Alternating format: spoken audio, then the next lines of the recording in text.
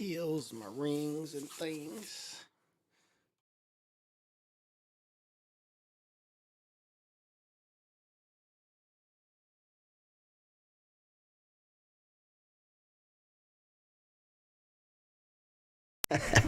It's going down like this, motherfucker.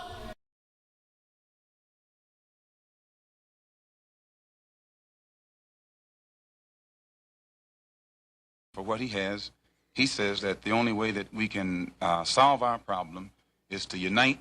For what he has, he says that the only way that we can solve our problem is to unite. For what he has, he says that the only way that we can solve our problem is to unite. For what he has, he says that the only way that we can solve our problem is to unite together among ourselves, among our own kind, clean ourselves up, rid ourselves of the evils that we've become addicted to. Off my dome, this, off my dome, this, off my dome, this, off my dome, this, off my dome, this, off my dome. Me and Bubba trying to rescue some kittens. This ain't loud enough. This ain't loud enough. This ain't loud enough. I'm still trying. This ain't loud enough. I'm still trying. I just left a light in this bitch. I just left a light in this bitch. I just left a light in this bitch. Fuck up. Move the fuck up. Move the fuck back. Fuck up. Move the fuck back. Fuck up. Move the fuck back. Fuck up. Move the fuck back. Yes, he destroy black boys. If you destroy him as a boy, he'll never become a man. Yes, he destroy black boys. If you destroy him as a boy, he'll never become a man. Yes, he destroy black boys. If you destroy him as a boy, he'll never become a man. Yes, he destroy black boys. If you destroy him as a boy, he'll never become a man. Joe Beach, he looked down, seen his feet, the nigga went berserk, killed the monkey, threw the bat out the window, start kicking that bitch in the air. My eye, plus I'm in love with a bitch I can't stand. My eye, plus I'm in love with a bitch I can't stand. My eye, plus I'm in love with a bitch I can't stand. You don't understand. You don't understand. You don't understand. You don't understand.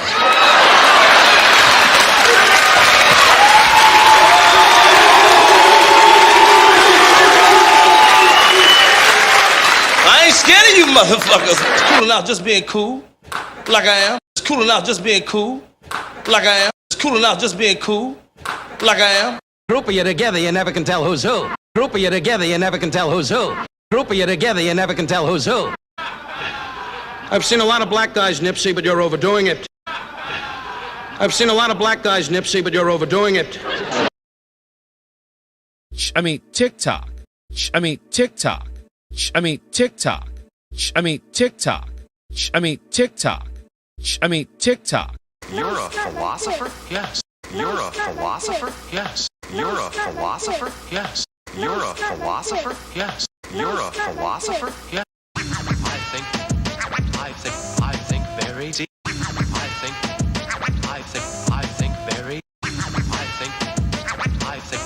think very deep. Flag cause he wiped up. Flag cause he wiped. Flag cause flag cause flag cause flag cause flag cause he flag cause he flag cause.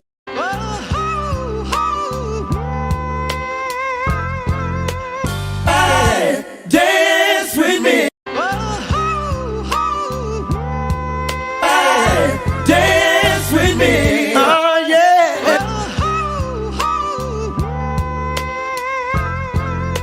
Hey, dance with me. Damn white boys out there. Most of them is psychopaths and all that. They'll kill your mama's mama and you. Decent white folk that still don't know they're racist. What the hell you want here, hunky?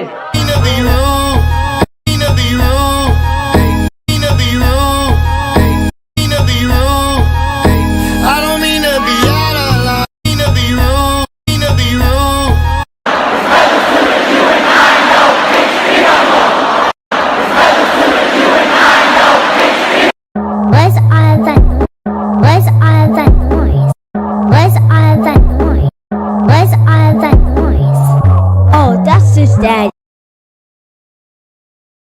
Used to snort cocaine, now I fiend for the check.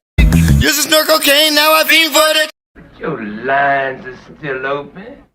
Oh shit, you can get it, nigga. You wanna get it? It all breaks down to what does this mean to me? What does this event mean to me? I think we How does this event affect my thinking? I think we affect my way of life? I think we OD. That's what me and this nigga do. We pick something and then we ran about it. I think we OD.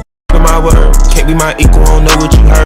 My word, can't be my equal, don't know what you heard. My word, can't be my equal, don't know what you heard. My word, can't be my equal, don't know what you heard. Heavy, I'm a walking dead man, is what they call me when I come. Do that dance, baby. Do that dance, do that dance. Heavy, I'm a walking dead man, is what they call me when I hit the loop juice and pulls up in the.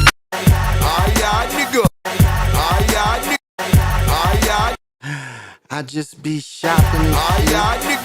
You know, drinking and shit. Do a little smoking and shit. Do that dance, do that dance. Do that dance. I hit the loop juice and pulls up in the. Heavy, I'm a walking dead man, is what they call me when I come in. And the fans, they're there for entertainment.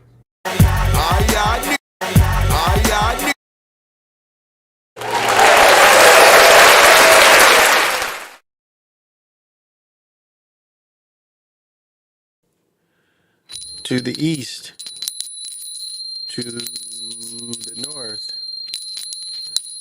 to the west, to the south, above, below, and the middle. To the east, to the north, to the west, to the south, above, below, and the center.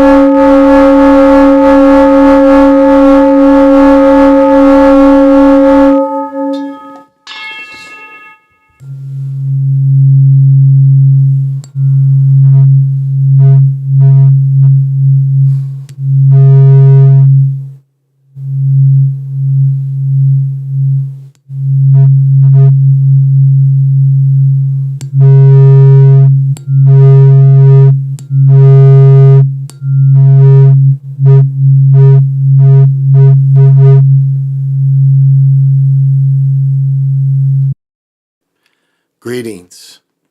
This is Big Pontiac, and welcome to the Chocolate Mountain Show. I am the holder of the infinite sacred ball game that was created by the Hero Twins. And I am that one and only Galactic Daddy-O, welcoming each and every one of you to my galactic patio that reaches from Minnesota to the universe.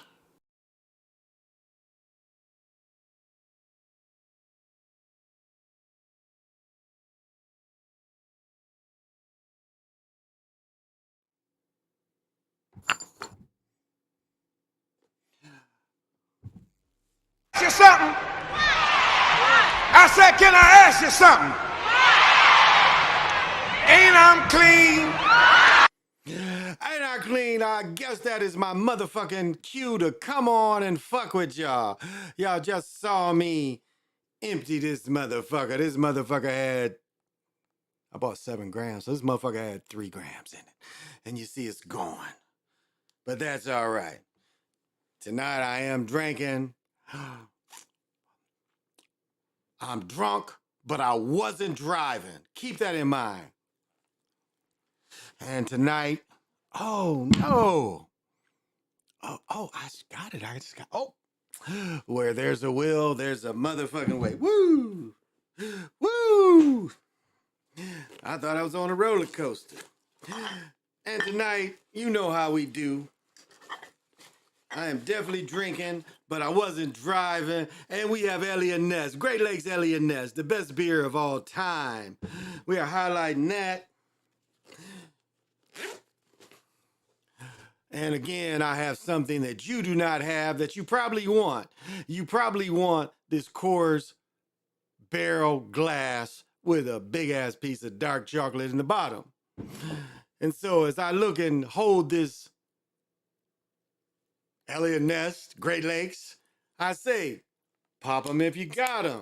Y'all watch me long enough to know. And listen to that ambrosia coming. This is why I don't drink beer all the time, because I like it too much. I can drink all this shit down. And of course, we are smoking on the Luca, Unicorn Luca. So you go 1, 2, 3, 4, 5. And 1, 2, 3. Gave my son my freaking joint, which I didn't mind. And I still got this sticky icky, even though I don't smoke a lot of flour. But it's good to have flour just in case I need it. Look at that shit right there. Woo! Sticky icky. I'm gonna roll this shit up. Roll that shit, smoke that shit, and fire that shit up. So I might roll a joint right on camera with y'all. I just found out on the 1st of August I gotta drive 250 miles to go to the dispensary. But I am going to drive up there on August 1st. I don't know. I've got a lot of shit going on at the beginning of the month. You know, I've got to apply for, Suicide Squad duty, welfare, not homeless, all that kind of stuff that I get all these kind of benefits just from being me. So here we go with the Luca is fired up, so smoke them if you want them. Woo! That is dynamite.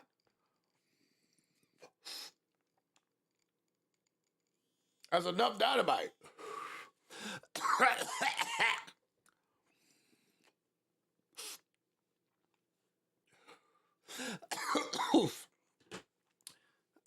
And you know, of course, I am chewing on the acid blondie. Well. All right. I'm moving and grooving tonight. Who are the party people up in the house? Oh, listen to that. That nigga's coughing. You know, of course. God damn, he's coughing and shit. Oh, he's coughing and shit. He's coughing. Oh, man. Who is with the party people tonight? Who came into the Chocolate Mountain Show and the Chocolate Mountaineers? That's what I'm gonna buy some hats and give them out and say the Chocolate Mountaineers. And who is with me tonight? We've got Dr. Sinister. And to be here this late, you definitely got to have some kind of Got to have vision. And my man all the way on, Jamar 3224, what's happening? And I know you've got to have vision. And my man all the way in the Midwest with that Midwest flavor, you know how we do it. My bitches. You know how we do it. And the man that always controls his. My bitches.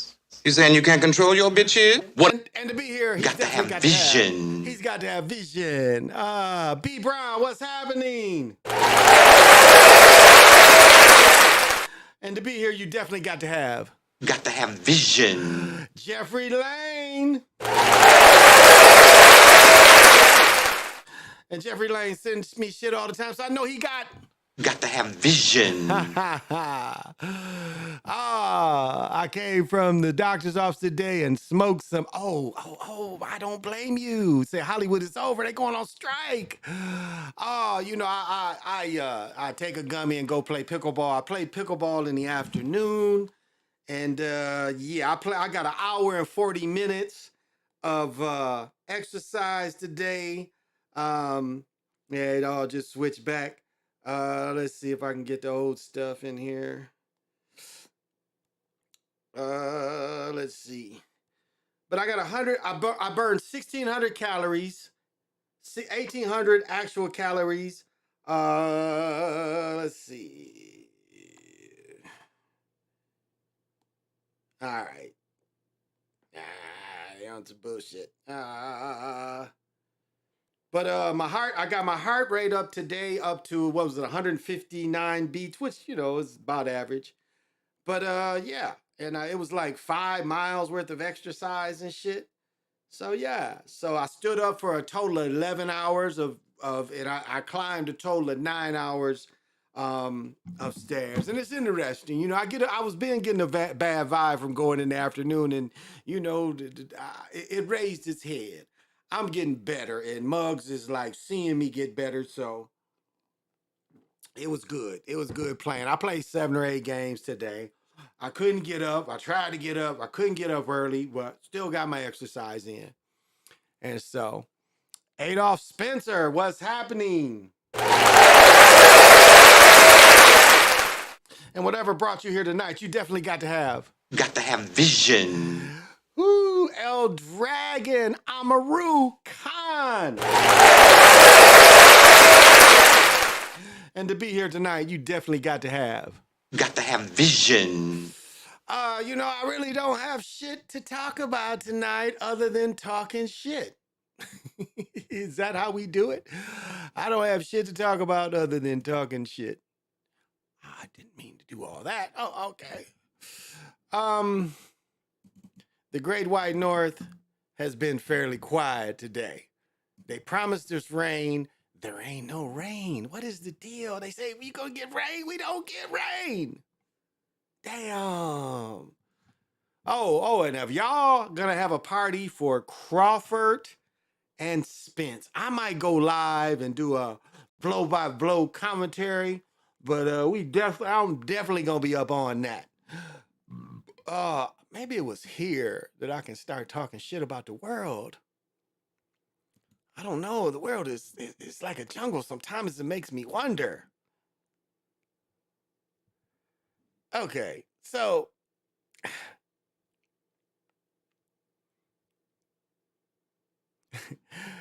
it makes you. I don't know. I guess I'll philosophize for a minute, because tonight I put in. What is real? What is real to you?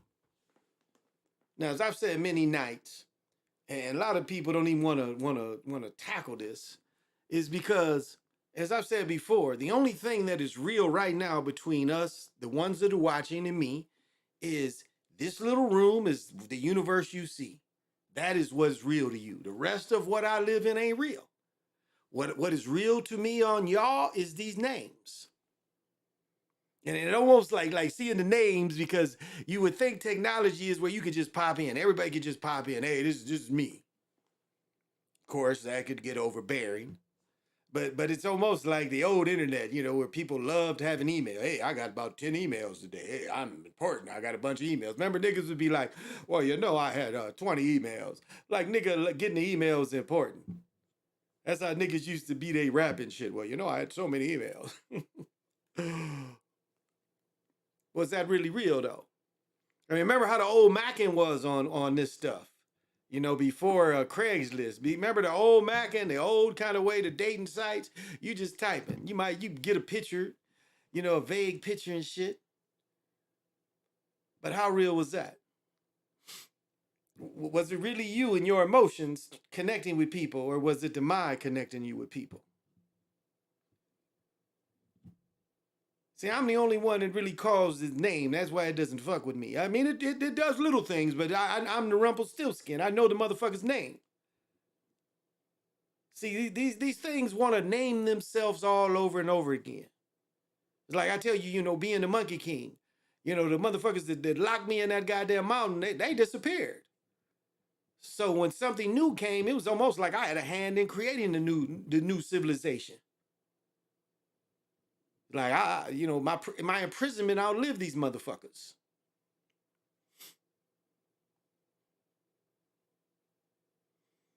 And so I look at it and I know what it is.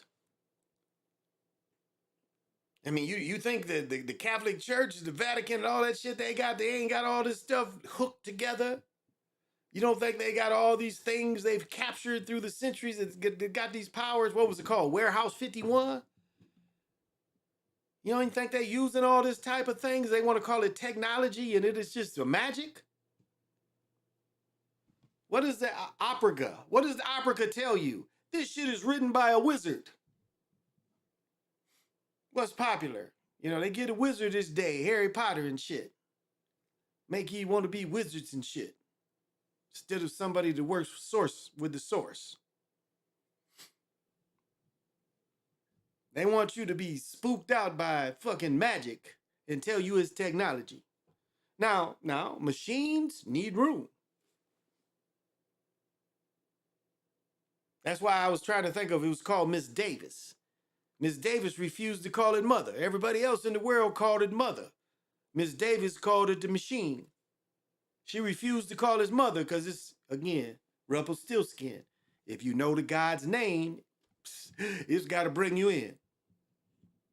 So long as you don't call it by his name, you under it. It has a name. And it's called the Mai. It ain't the AI. This shit is already there. It's the tech god. The tech god working with another entity. The entity has so much power. The Mai has so much power. They combine their powers. And this is what we're under. This is the layers we under. And I'm not going to be insulting, even though I think it's goofy. But, you know, they do all these things, the mud flood. You know, and that's the funniest shit in the world, that the niggas that fell for the mud flood shit. But again, I'll be mature and not talk about that. But they put all these devices up to separate us, to separate your thinking. I mean, that's why I said before, you know, flat plane people don't understand what they're talking about, most of the part. They try to use this. You can't use this reality and say we live on a flat plane, but okay, let me step off of that. 2D ain't 3D.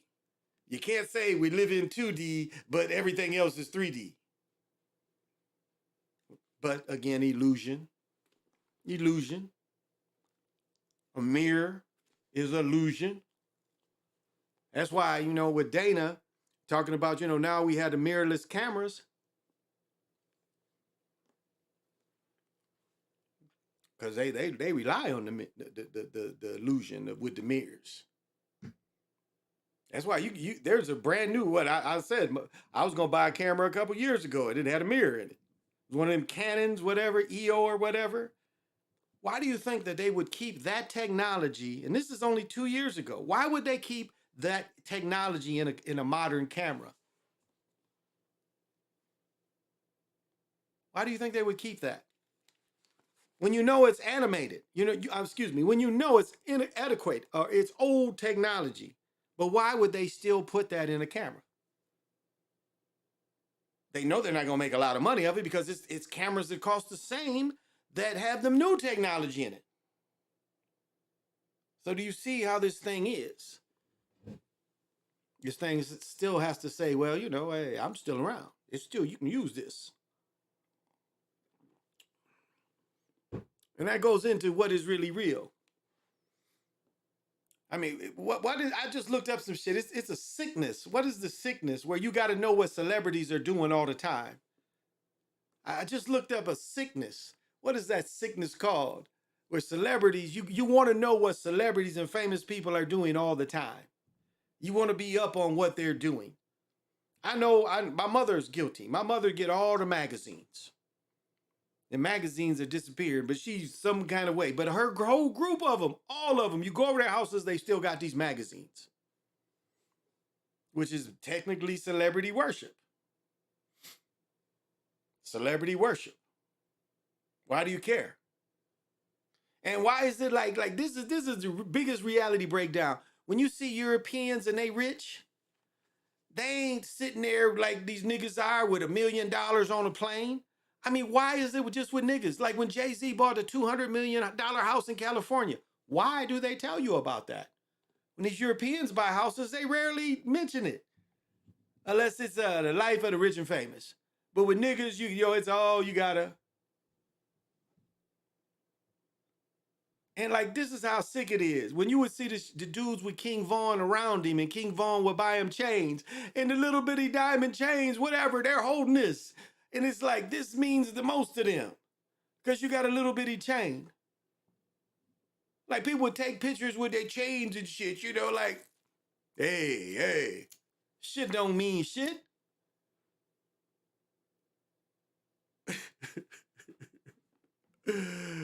Like they want you to buy diamond chains. Just like they tricked you into buying platinum chains that wasn't worth more than the gold. To emulate others instead of being original. Because they don't want original. They want everybody to copy each other. But it's just sick that brothers, that these young dudes take these pictures with all this money and you just only see it from one direction. You don't see something like that from every direction because other people know how to act. What do they say when you get a touchdown? You don't dance because you act like you've been there before. So when you've always had money and you've always had nice things, you ain't got to show it off. But yet we have a society of young people think that's what they got to do. They take a picture and you got to. Let me tell you something even sicker. I saw a picture of one of my great nieces, and it's like she's throwing up. She can't be more than 6 or 7. She's throwing up signs. She's throwing up gang signs. My nephew just graduated, back in May, late May, early June. Some of them dudes I know ain't connected to nothing, throwing up signs. They was doing this shit at the party last week. But I'm looking at this 7-year-old little girl that lives in this tiny town. Now, this is what's interesting, and this is the reality breakdown. Battle Creek, Michigan has roughly 50,000 people. The suppliers, the main jobs is you teach, you're a cop, and you work for auto suppliers in the industrial park, or you do home care for veterans. There's a veteran hospital. This town has no sides of town. Do you understand? This town, there is no sides of town. This town is only 50,000 people. And they want to tell you it's people from the north side, south side. This is a town of 50,000 people. And it's like when they say niggas from the east side, it be dudes live 2-3 blocks away. I'm like, wait a minute. So he's from 2 or 3 blocks away, so he's the enemy? You can't walk 2 or 3 blocks away. That's the wrong side of town. But the psyche to make people think that this same one area, It's cut up. Do you understand? This is a reality breakdown. These niggas live blocks apart from each other. You can walk from damn near one side of town to the other in less than 45 minutes. You can walk to all the sides of town in about 45 minutes. That is a reality breakdown when mentally the people think that it's something different. Well, I live on the east side. We east side niggas. You can't. This is 2-3 blocks away from the north side niggas, from the south side niggas. They live blocks away from something they claim that's different, but it's the same. It's all one area. That is a reality breakdown. To mentally think that them niggas is another side of town and can be a complete different gang because they live on the other side of town when they live 2-3 blocks from you. This is the mental prison that we're put under. Or not me, but it's like I'm looking from the outside and I'm hearing my son say this shit and I'm like, this makes no sense. You guys is all neighbors. So how do they really live on another side of town if everything is 3 blocks away? So it just, I don't understand. I don't understand. Big Stank, what's happening?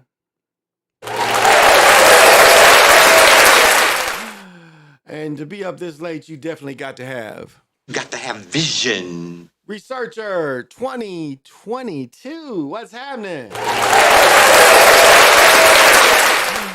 And I know you definitely got to have vision. The best tool that stops the growth of people the fastest is division. Bringing people together in addition and multiplication. I mean, it's divide and conquer, no doubt. There's a lot of flooding happening in Connecticut affecting farms. Yeah, the East Coast. The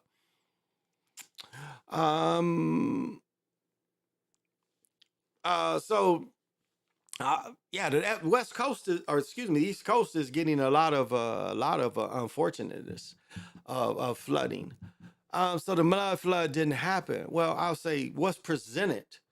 This is what I'll say is what's presented didn't happen. The way it's presented. Like it's one dude, Archaic is his channel, and they just tell the most ridiculous type of stories. Even Bomber jumped on the mud flood kind of thing. But what they want to tell you, and if you look at a lot of the American pictures, is they're tearing up mounds. I mean, this is, okay, this is what they can't get away with. And this shows this ridiculous. This is the mud flood premise. And I've said this over and over again. This is what they want you to know, want you to believe. And again, you shouldn't believe in anything. They tell you that old dirty bastards relatives that lived in Manhattan, they didn't know there was mansions buried under the ground. This is part of their terraria. They say that mansions were buried in Manhattan and only the Europeans could dig them out. And when they dug out the mansions had free energy. This is their whole premise. They want you to believe that they was able to dig out these mansions that nobody knew but the Europeans. That the people living there didn't say, hey, there's something sticking up over there. This is your mud flood. This is part of what they want you to believe in America. That only Europeans could dig up this stuff, when we know we could go back to looking at the giant civilization that was in America. So, now, again, when you look at things, there's a little bit of truth. Like they say, every truth has a little bit of lie. Every lie has a little bit of truth, and it's the same way. Part of what they say about orphans is really real. We know that the amount of native children they took to doctrinize, but there is a push. I freely said on Red Wolf's channel, I wrote it in, and I think I mentioned it here. I found in 1850 they took 300 children from New York and took them to Michigan. Why? Why would you take all these children from New York and take them to Michigan? What was the purpose? Where's the documentation? What happened to these people? So it does make you ponder that it could have been a restart. That's definitely a possibility. It could have been a restart with teenagers. That is the part that could be possible. Without having all the rest of the they digging this shit up. No. That free energy is always, we already know that. It's free energy forever.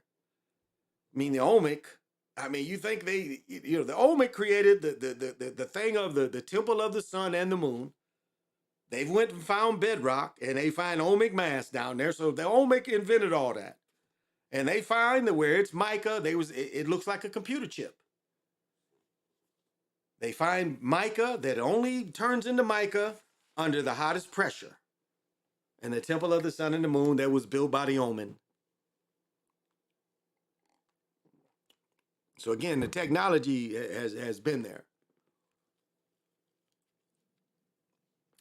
But it's easier to brainwash children.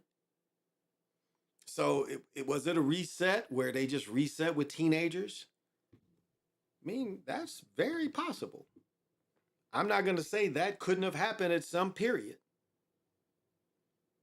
Now, you would think if something like that happened at a period, it wouldn't be a fairly modern period. It would be with less technology where they would have done it further back. But I mean, breaking down all this kind of history, you look at it, it makes no sense. I mean, I'll get into that. And this is the show about what's real. And that none of this makes a lot of sense. I mean, you get into, the Kingsmen break down World War I perfectly. You got all these relatives that sacrifice all their pawns. They say at the Battle of Versailles, over 300,000 men died. What point would people say, I'm going to quit getting blowed the fuck up? It's like you send 1,000, get blowed the fuck up. Did anybody see the Mel Gibson movie a long time ago about World War I where these niggas got to run across and the Germans got their motherfucking machine guns?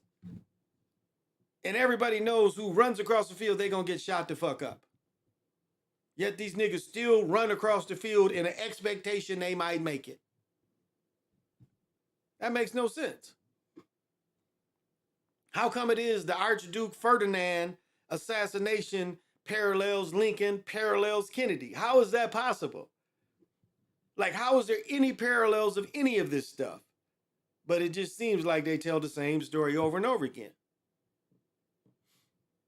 Like even taking over the Tsar when they let the Jewish faith Bolsheviks take over Russia. Russia is the Jewish faith country. It ain't just Israel. They got Russia too. And actually they control China. I mean, how is it believable that all the wealth of Russia is taken out of Russia, but supposedly the Tsar himself can't escape? How is that possible? You get all your wealth put out the country, but you can't go out the country. You just gonna stay there and let you and your children get killed. But yet all your relatives are fairly near with armies. Your first cousin runs England and they ain't doing nothing to help you. So that's a reality breakdown too. That part of history can't seem real. The way they made Queen Elizabeth queen don't seem real. You embarrassed the dude because he married a chick that was kind of a freak.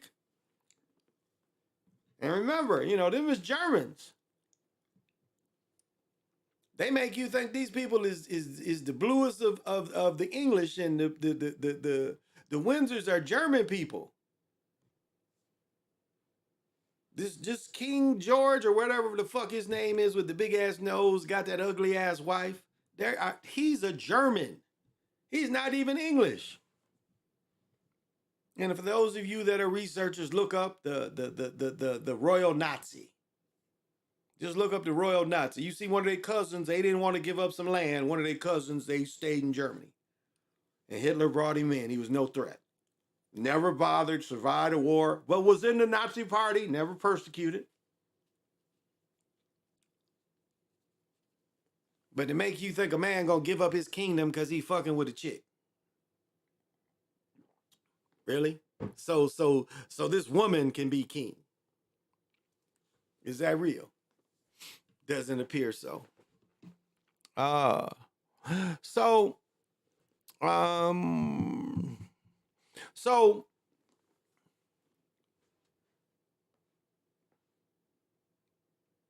see, this is my problem. When people come up with theories, they say that this theory is all of it. That's the problem. It's like this, like even when I get going back into 2D, they it's hard for them to see that. It's hard for people to see that you can move back and forth to either. You don't have to just be stagnant in one. If you think you want to be, because again, like I mentioned many times, to hear people, I got to put myself in their level. So if you're coming to me at a 2D level, you're coming to me at a mud flood level, I got to put myself in that thinking so I can really hear and understand what you're saying. So we go back and forth all the time. We're never stuck in one. We are fluid. We are non-local people. We have non-locality. I can think it and I can push my thought all around the world. That goes into the skulls. I can naturally think of something that can help humanity and I can push it out there to all humanity. That's how it works. But what they've done is, they want to charge you for that. Helping humanity, they want to charge and see how we can make money from it. We are the only creatures on this earth that have to pay for where we live. How are we more advanced when we got to pay to live somewhere? When you got animals all around us don't pay shit. Tree don't need much at all. And it's going to outlast most of us. Fucked up air, fucked up water, but it can just be there. And it has a consciousness. And it has a whole system of consciousness underneath it.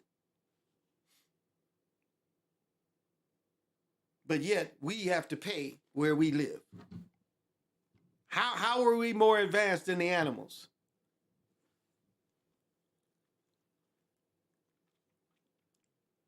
And then when, people think, homelessness ain't nothing new. Homelessness goes back to the Depression. People forget that. The Great Generation was Depression era people that don't trust the banks. Homelessness was in the Depression. Hobo towns, people riding the trains. Do you know how common that was? If you study those eras. And one reason, Charles Manson is all fake. I talked about that Charles Manson shit. That shit's all fake. That's Hollywood shit. I saw a motherfucker look like Charles Manson, but the point with Charles Manson was to get people out of the deserts, get people out to co-ops, because people went out there and said, we can survive out here. We can grow. We got land. We can bring in some dirt. We got land. We'll educate our children. And this is what the Black Panthers did. We are going to take care of our neighborhood with the cooperation of all the neighborhood. Federal government doesn't like that. They was cut out. So just as they attacked the hippie movement, they attacked people being out in the deserts because they said, we don't want to be a part of this. So homelessness has always been there. And so what people have done is take advantage of free space. We pay taxes from this space, so we have every right to throw a tent up here. And I don't have to pay because I'm just like these animals. I don't have to pay where I live. This is public land that I pay taxes for, and I should not have to pay for where I live. And if this is all I need to survive, I can be on this free land. I'm going to live in my motherfucking tent. If it get cold enough, I'm going to have a heater in there, some propane, and I'm going to heat my ass all winter. Isn't that an inalienable right? When we're talking about something that's been going on for 80 plus years. And it's allowed. Again, capitalism can't exist without rich and poor. That's what it is. It's rich and poor. It is, it's like the middle class was destroyed with Reagan. So we got working class, which is poor, and we got rich. Again, people make over 250,000. That's what's always been wealthy. That's the standard. 250,000 through the test of time has been what's the difference between wealthy and unwealthy. And as I've said many times, back in 1980, my goal was to make what was it, 500 a week. 25,000, I think was the goal, which ain't shit. Now that same is equal to 100,000 right now. You got to make something like, what is that? 1,500, $2,000 a week. So, and this gets back into, the reality breakdown. This is supposed to be such a great nation, but yet we've had homelessness for almost 80 years. We've had poor for forever in this country. Again, get the book, Poor White Trash, class distinction, some shit, but it's called Poor White Trash. We know the most people on welfare is Europeans in this country. Contrary to Ronald Reagan trying to show the welfare queen, propaganda. We had a country, think about when Reagan was president in the 80s. We had a country that is mostly European, and yet they want you to believe that the poorest people and the people that take advantage of welfare is the melanated people. But yet the most people on welfare was Europeans in the 80s. So make that make sense. He's talking about a welfare queen, but again, it was propaganda for you not to notice that the most poor people was themselves, was Europeans that put Reagan in office, that hurt themselves by putting him in office. The Reagan was the biggest union buster.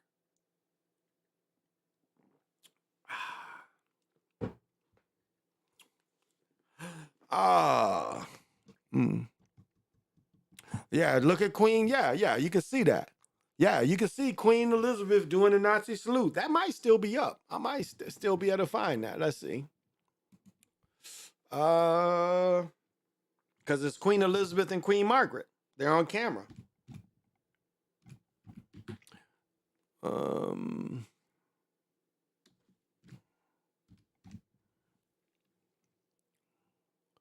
What is it? Where am I? Okay. I think I can go here. Yes. Because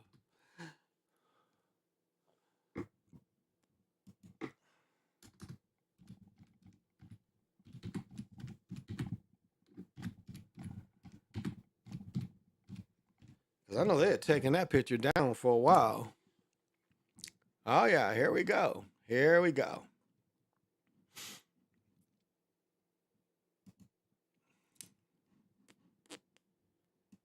All right. Again, this is a German family. They are Germans. There was no reason for him to be in charge. He stuttered. He was weak. He smoked cigarettes. These two, this is what's interesting. He smoked cigarettes and it killed him. Margaret smoked cigarettes and it killed her. They both did the same thing. This man should have never been king. Again, who cares? But watch. Watch.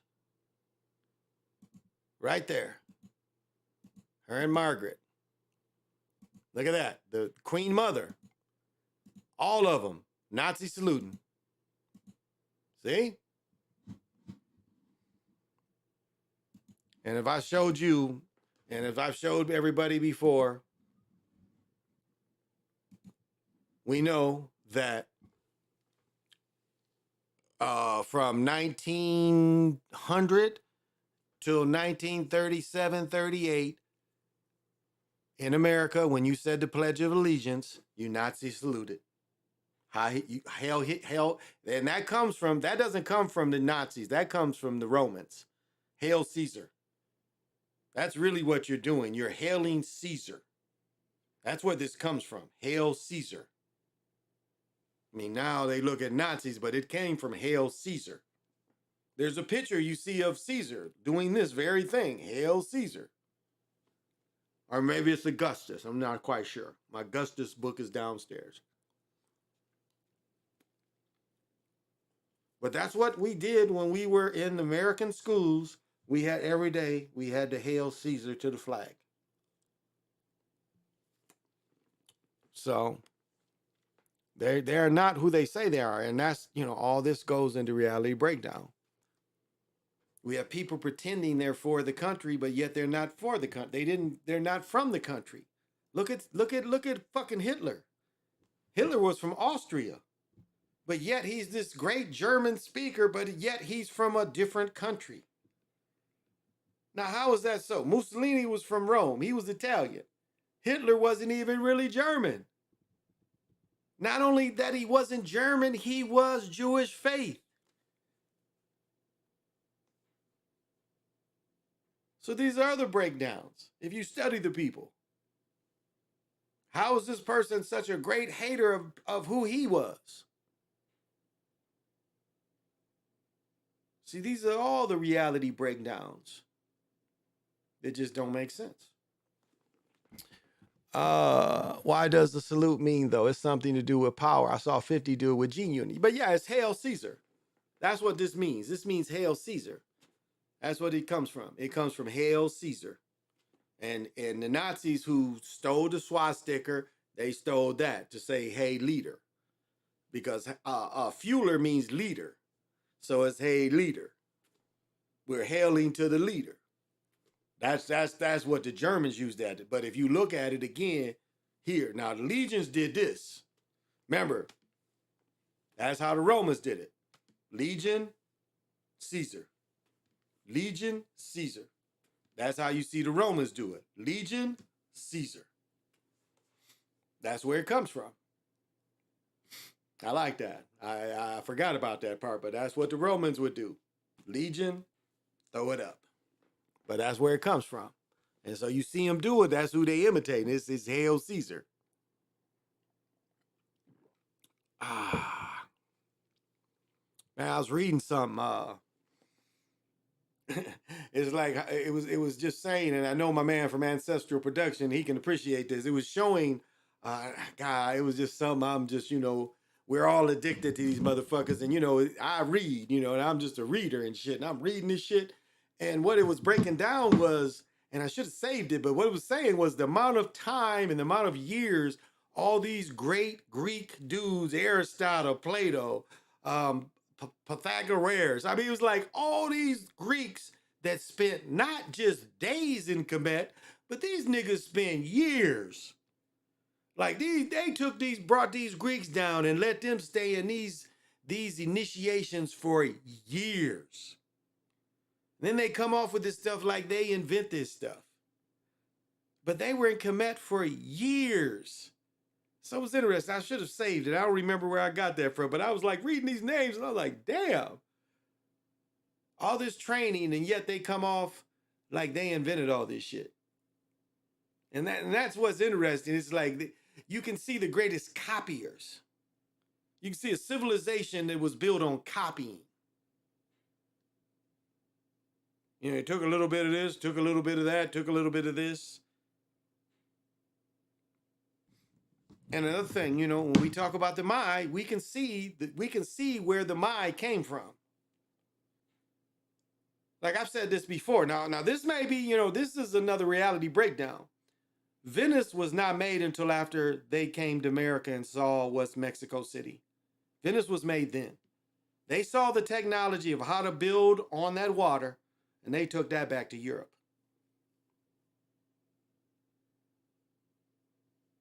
So they try to tell you, they came over here and they learned a lot when they came over here. Again, synthetics, they knew nothing about rubber. And so watching Mission Impossible there in Venice, I'll never think different than that. I am convinced that they went, whenever they came, they took some of this stuff and was like, hey, this is how we can make a city over here.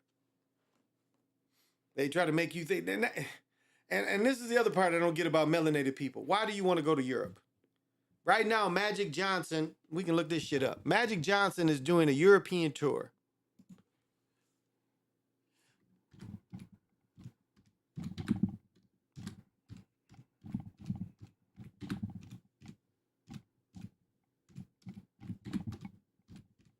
All right, let's look this shit up.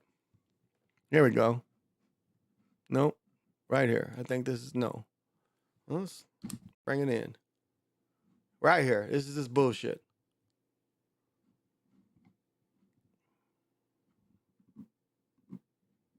Okay, commercial. Let's get it out the way. Yeah, I think I'm in a commercial, but let me show you this shit that. Okay. 13. All right.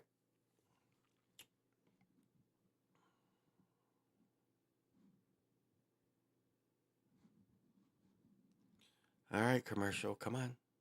All right. Here we go. Here we go. I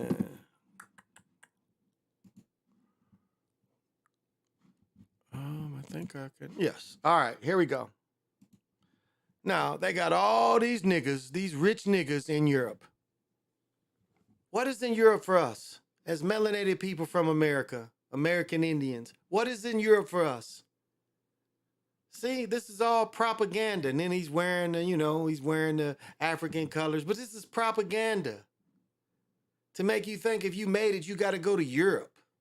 There ain't shit in Europe for us melanated people. It ain't for us. This is their old bullshit. But look, they got these niggas over here, these sellouts, all these sellouts. And we know Magic is the worst sellout of sellouts. I mean, they talk about Puff Daddy. Magic is way worse than Puff Daddy. I mean, him and Will Smith was known, anybody. That was Magic was known for in LA in the 80s. Anybody. Anybody. Any party, anybody. Magic would be able to give it to him. But these is all sellouts to make you think you missing something if you don't go look at old European shit. Why do we care? There's nothing great about their arts. Again, they tell us that their arts are great, but there's nothing great to us about their arts. So why the fuck? I don't want to see none of that shit. I don't want to go to England. I don't want to go to France. I don't want to go to motherfucking Sweden.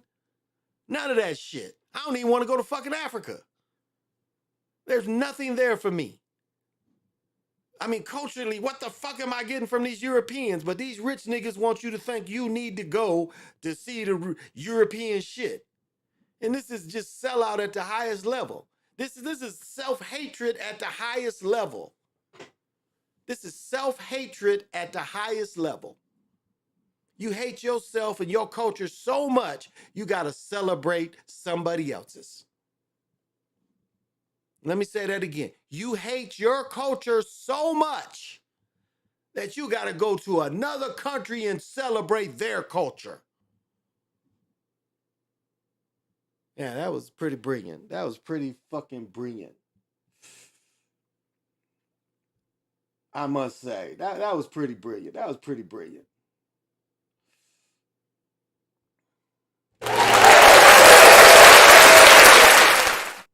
I gotta give it to me. I mean, this is just how this is just self-hate at the highest level and make you think you gotta be doing that shit. I be seeing, like, again, I went to a black college, boule fucking recruiting stations, and then my same boule teammates, college mates, is doing this same shit. Cheesing at some European site.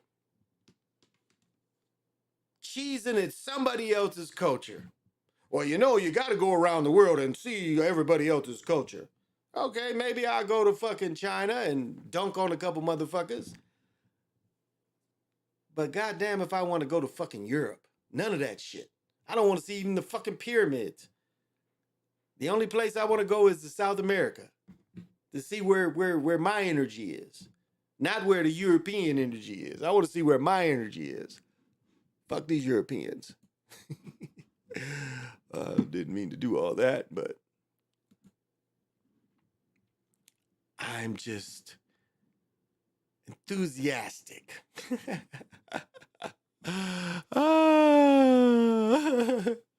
I'm just enthusiastic for my own people. What does Malcolm say? What does Malcolm say? For what he has, he says that the only way that we can solve our problem is to unite for what he has. He says that the only way that we can solve our problem is to unite together among ourselves, among our own kind, clean ourselves up, rid ourselves of the evils that we've become addicted. The evils that we have become addicted to. And, you know, let's tell it, niggas is addicted to evil. Let's tell it, niggas is addicted to evil. Just as I was saying, do you think it's positive or is it evil the nigga be on a plane with $1 million? Is that positive to people? No, the message is evil. It's telling you you ain't enough. You can't be on a plane with all this money, but real motherfuckers with real money don't do that shit. So that is evil. If you gotta know what the fuck celebrities is doing, what they going through, you're addicted to their evil. That's why some of this shit is like, it's young people shit. It's like, fuck these people. It's like really young people shit. It's like young people think about this shit that ain't got nothing to do with you. You don't know these motherfuckers, but yet you got opinion and emotions about these motherfuckers you don't even know. I don't watch TV. I follow a few series, but very rarely. I watch the money. That's what if I watch TV in the afternoon, if I ain't gone, I watch the money. That's what a nigga need to be doing. You need to be watching the money. Fuck watching some of this stupid shit, these talking heads. Fuck feeling sorry for these motherfuckers at ESPN. These rich motherfuckers gotta find other jobs. I mean, why do you care? I care nothing about that. Me either. South America. Yeah, you said niggas addicted to evil and I walk past some white folks. I mean, it's America. America is addicted to evil. I mean, this town here is evil. Like, I wasn't even prepared for the evil that was in this town. I really wasn't. I really wasn't. I mean, do you imagine having 3 children after a government attempts to kill you, and you survive, and then you come, to a new place where, they're not really needing to kill you, but evil is all the fucking around. And you're trying to raise these children, have a relationship, and it's evil all the fucking around you, and you don't even know it. And so you're traumatized by this government that comes after you. And that you set yourself into a place and you don't realize that you escaped, but you did not escape from fucking evil. You put yourself in a different kind of evil that you didn't even know existed.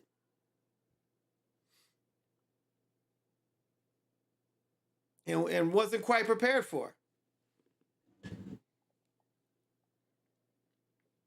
What they say, Indiana wants me, but I can't go back there. Indiana wants me, but I can't go back there. I had a teammate at Utah. That nigga was like banned from 3 or 4 different states. Y'all remember motherfuckers was like, my boy Beaver Combs is like, this is how the nigga capped. The nigga would say, as soon as he went to Texas, he said the Texas Rangers knew he was there and followed him all the way to his mama's house. Little Beaver Combs was the nigga's name. I'm like, okay, I guess you was like I don't know. Did you have some kind of beacon that like this nigga's in Texas, so everybody? I mean, I just listened to the nigga.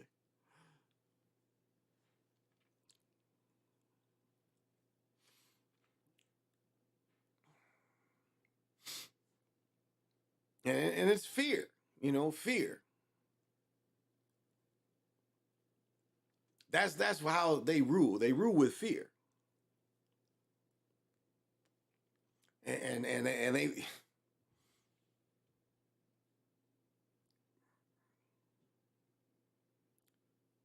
and the evil's around everybody. And this is the true reality breakdown. It's like trauma. I know niggas is out there listening to me that has motherfucking trauma.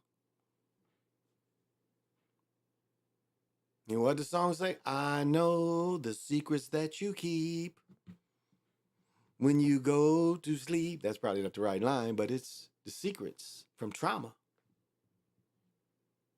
You know, A&T, they said it was a line says you got to fight even though you motherfucking want to cry.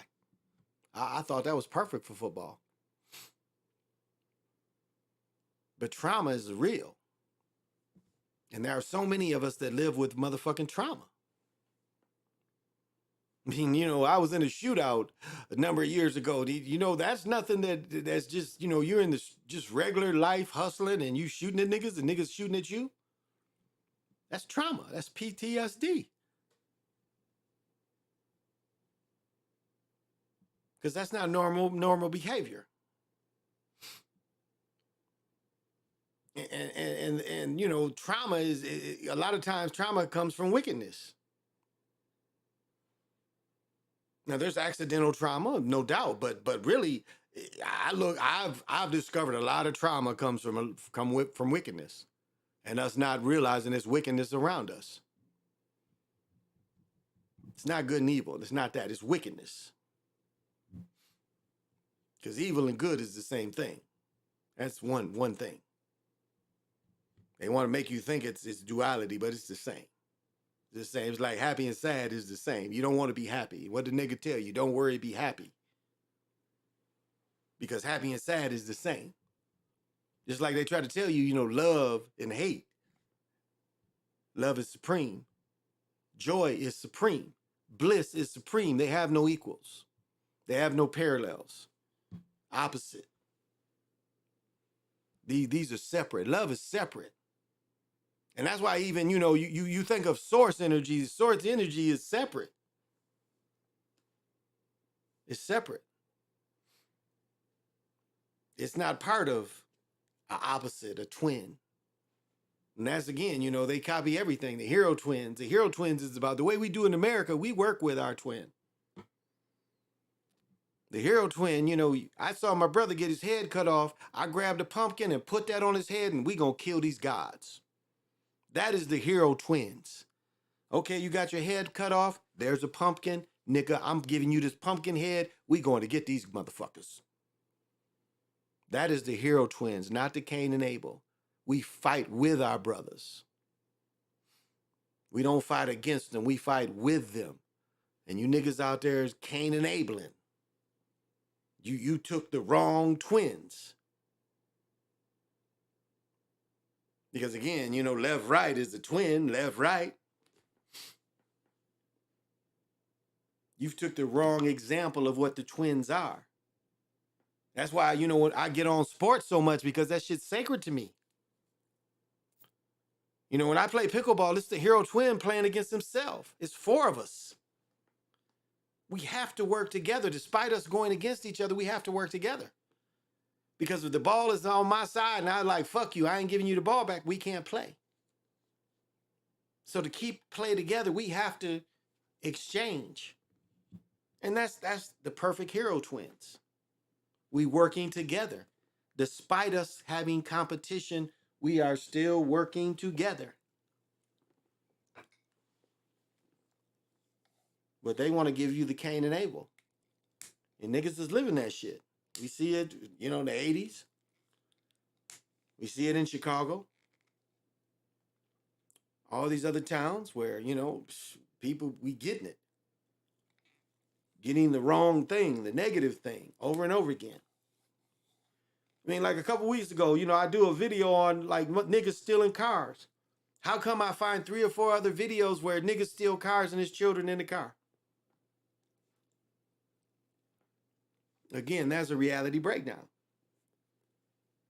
That is something external causing this.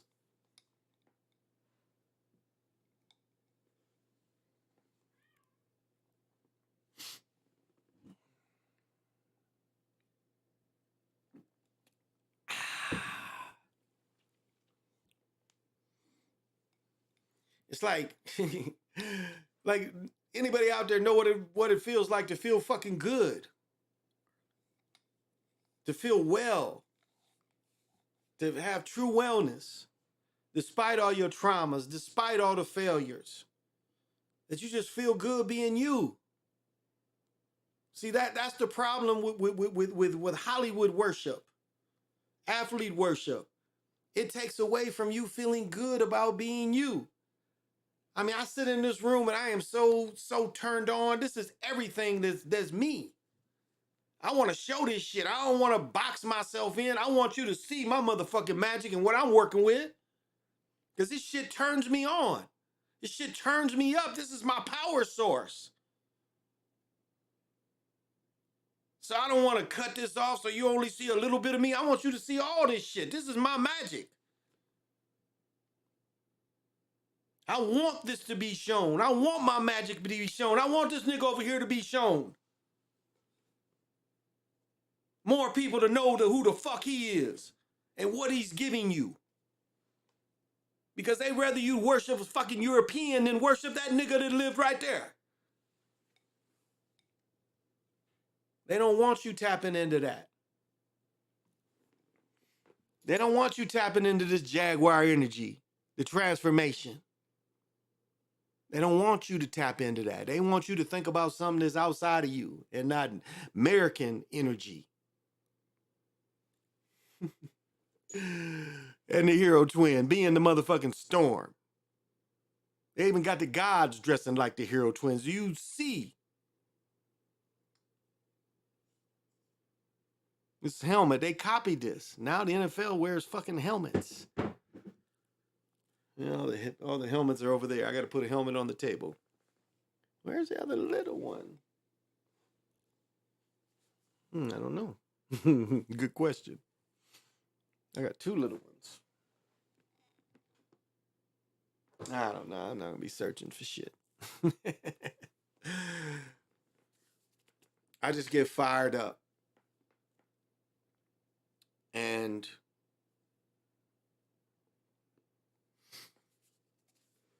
you know, our minds are taken advantage of, especially weak minds. You know, when I showed a video, you know, I showed a little short where he says, you know, if it's really, if you stop the boy turning into a man. And that's, you know, going into the children. Because people don't understand. You know, they want to push that slavery was about taking grown motherfuckers from Africa. When it's been proven, you could not take a woman from Africa and bring her to America, she wouldn't have babies. You could not take a woman from the islands and bring her to mainland America and she would have babies. The people was too traumatized. That's why 12 Years a Slave shows you that woman that gets traumatized. This was happening from the islands coming to America. So imagine coming from Africa and coming to America and you think this woman can have a baby. And you don't have to take my word for that shit. Look that shit up. You can find that. These women couldn't have children. They were so traumatized. So that's where the children come in. Where they would, you know, go to Africa and you know, if you really, it's a book over here called The History of Slavery. If you read the book, The History of Slavery, and this is a European writing, but it makes you hate Africans. They sold the most slaves. The African and Arabs sold the most slaves of Africans. The Central African communities, especially when what is it called? It's lead.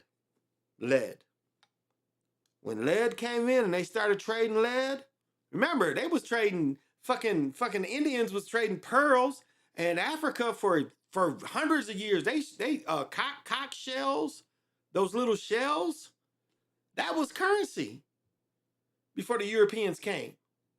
I mean, look at some of the Indians with all the pearls. The America is jade. My jade is over there. Well, maybe it's, where's my piece of jade?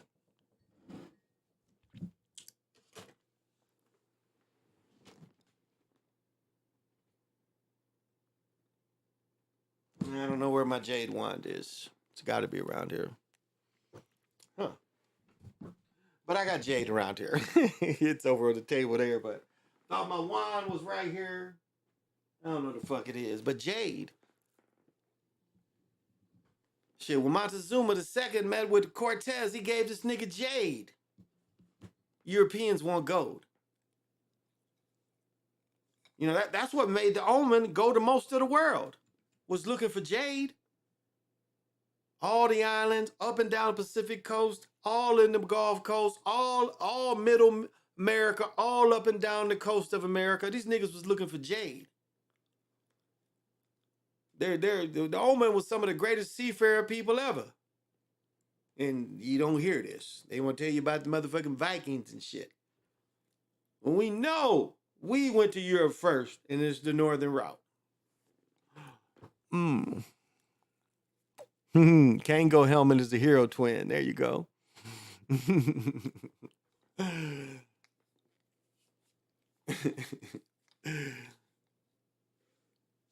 The point is, there is no point, as Richard Pryor would say.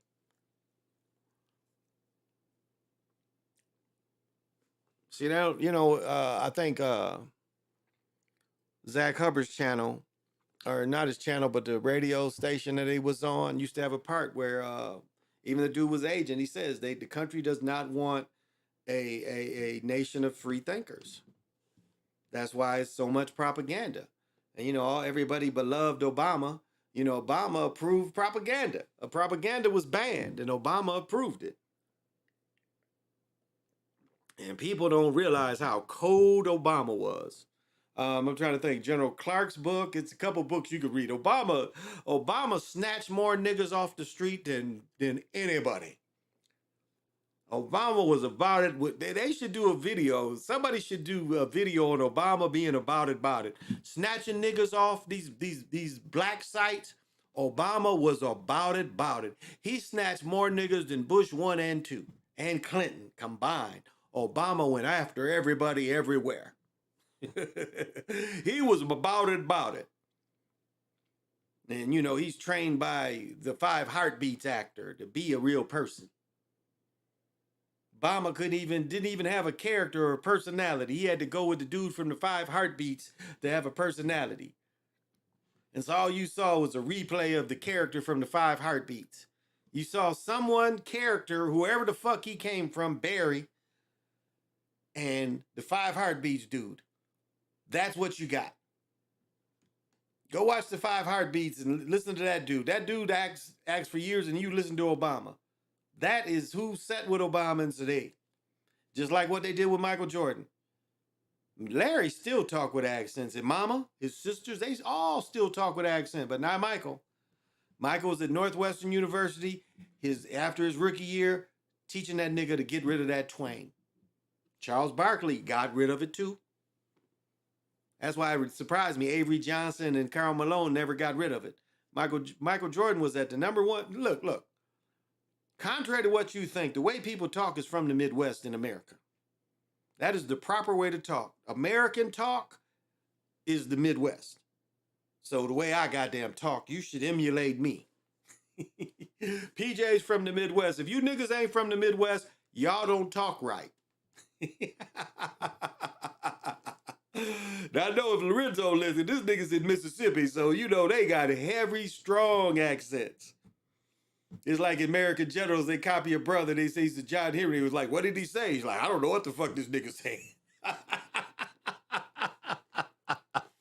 He's like, what did he say? He's like, I don't know what, I can't understand it. And then the captain goes over, the nigga start talking, the captain understands the nigga. It's all about the darkest.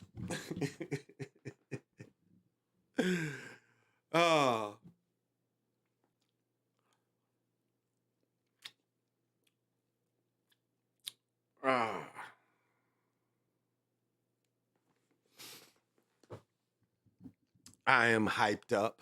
How long? What time is it? Oh, only 2. Good. How long have nigga been going? Oh, I ain't been going that long. Yep, Obama and his buddy Biden. Biden was a segregationist. He signed that crime bill. Yeah. I mean, he's the last Dixiecrat. OTF, what's happening? I think you just came in. What's happening? Oh. And OTF always has. You got to have vision. You did any specific way, although you Midwest niggas pronounce your R's kind of funny. It's well, I get it double because I lived in North Carolina for 7 years. So I like my youngest, well, my middle son always picked up my accent. So I'm a little bit of both. You hear words I say that are kind of southern, southern twang a little bit. You can hear that in my rap. But y'all know that we talk correct up here. But listen to your news people. Listen to your news people all in the country, and they talk like, they don't talk like the people they live around. Now, in the last maybe 5 years, you see a little bit more, but technically people talk like the Midwest. That is considered American English. I think I've drank enough beer. You kind of remind me of Detroit niggas. Well, yeah. But it's funny, like in Battle Creek I was talking about, they don't say their INGs. And it's a different accent. I mean, literally, where my ex-wife grew up and where I grew up is only 30 miles apart. And yet the way she talks is different than the way I talk, because she doesn't say her INGs. Like if she was saying like eating, she'd say eating. Like if you went roller skating, skating. That was her slang. I mean, her that's the way they talk. They didn't say their INGs. Where I would say I'm eating, I'm skating, she would say eating, skating. And that was her accent. That was Battle Creek. Her people, all of them, Battle Creek niggas talk like that. So that was interesting to me to hear that different type of language in a common area. So yeah, and I picked up some East Coast dialogue from my Brooklyn boys in Virginia, plus public speaking in college. Yeah. Well, I picked up a lot of like specialty slang. And I mean, I've said this before. Like when I go to Battle Creek, like this little dude, one of my friends, little dude, came up to me. He's like, "What's shaking?" Like, what is you talking about, little nigga? And it's like I went to Battle Creek and started saying that shit. I had all them niggas saying that shit. And I'm like, I went to Battle Creek in '85, and I'm seeing niggas like Cuddy. That's the East Coast slang. But I'm in Battle Creek like, "What's up, Cuddy?" And then it's like, "What?" And now I'm reading Facebook, and niggas is talking like me that never even knew me. So I know my imprint on this city. My spells hit this city because all these niggas still talk like me. Was shaking. It was like it was just so funny. I'd go around niggas and niggas would talk like me. What's up, Cuddy? Oh, that's my Cuddy. And I got that from a New York nigga. Cuddy's a New York worker. Well, it's come from Cuddy Shark. Comes from the Scotch Cuddy Shark. That's where Cuddy come from. That's my Cuddy. You dig? But my one partner in New York used to always say that shit, so I used to laugh. I see that nigga, he laugh when I say that shit to him. I'm like, what's that? And Cuddy, he started laughing. Like, nigga, you don't talk like that. You fucking with me. But I see people on Facebook using this shit, and I laugh. I'm like, these niggas talking like me. And that's how you show when you come to an area, niggas still doing your behavior that didn't even know you. That's where, you see what magical kind of being you really are.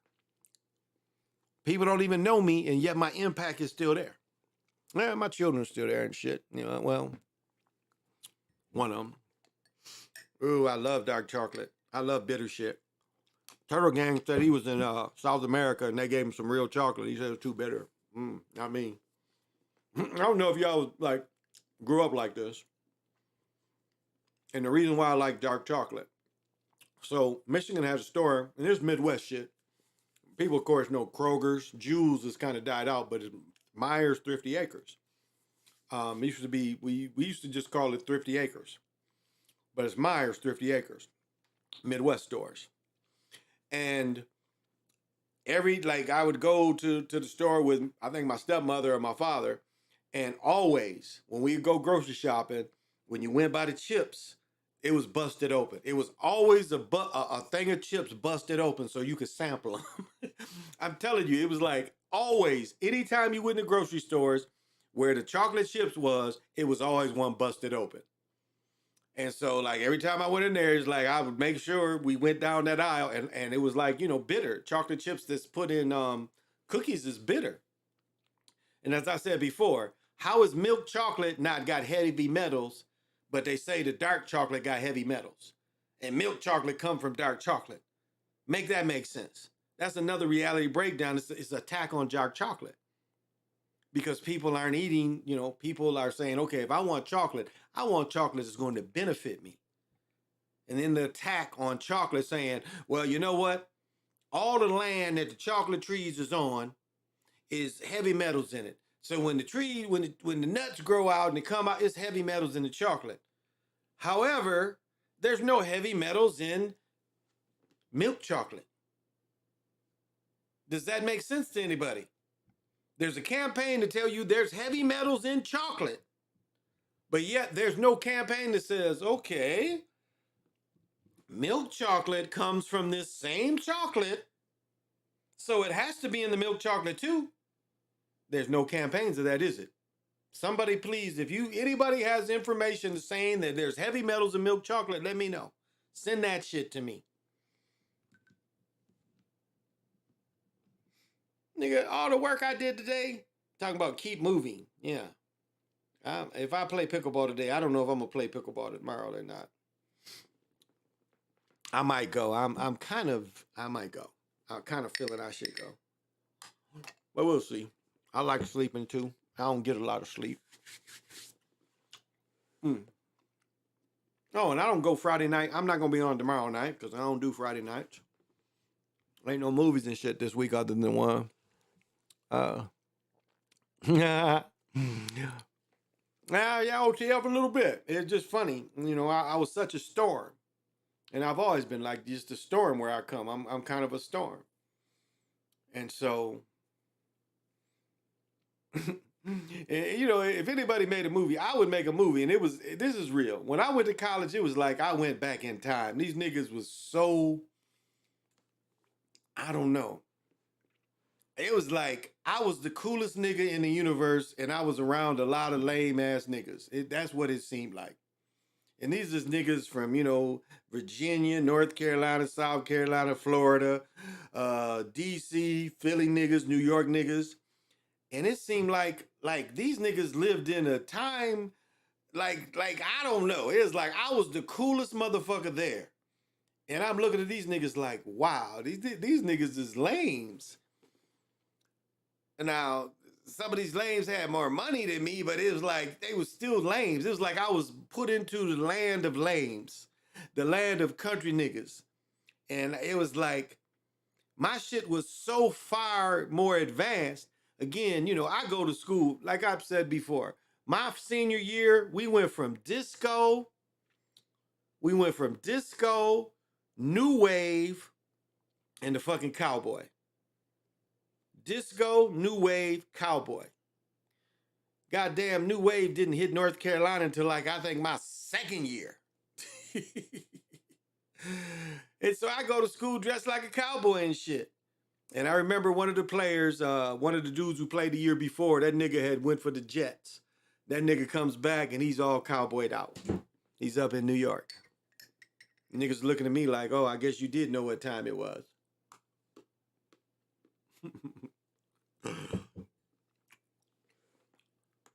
And I've always been like that with fashion and everything. Motherfuckers should hire me because I can tell you what motherfuckers is gonna wear. Because you can see the trends. But I don't know if people pay attention to them enough.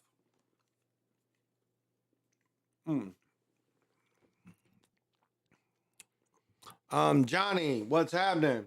Thank you for joining me. Got to have vision. I have not watched that. I think I'm a deflect to Sly.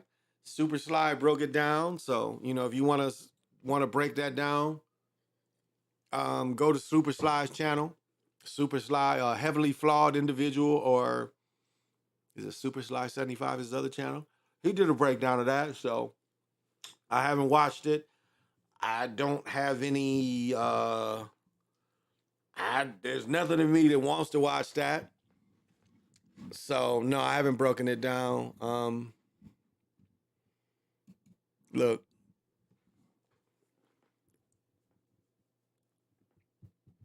We know what kind of country this is. This ain't nothing new. I talked about this 20 minutes ago. America has always tried to take children. Always. It's easier to make children obey than it is adults. So Americans and this evilness or this wickedness has always attacked the children. So that's nothing new. That's nothing new. It's always going to be there. That's who they go after. So no, I haven't watched it yet. I'm not going to movies to see that shit. I'm definitely not going to movies to see that. So I have not watched it. I have no interest in it. And again, Sly's breakdown, I think, is more than enough. I don't think I need to break that down at all. But yeah, watch Sly stuff. Sly broke it down. If that interests you, that doesn't really interest me. And it's not that it doesn't interest me, but it doesn't surprise me. There's nothing surprising about it. We already know what America's about. Okay,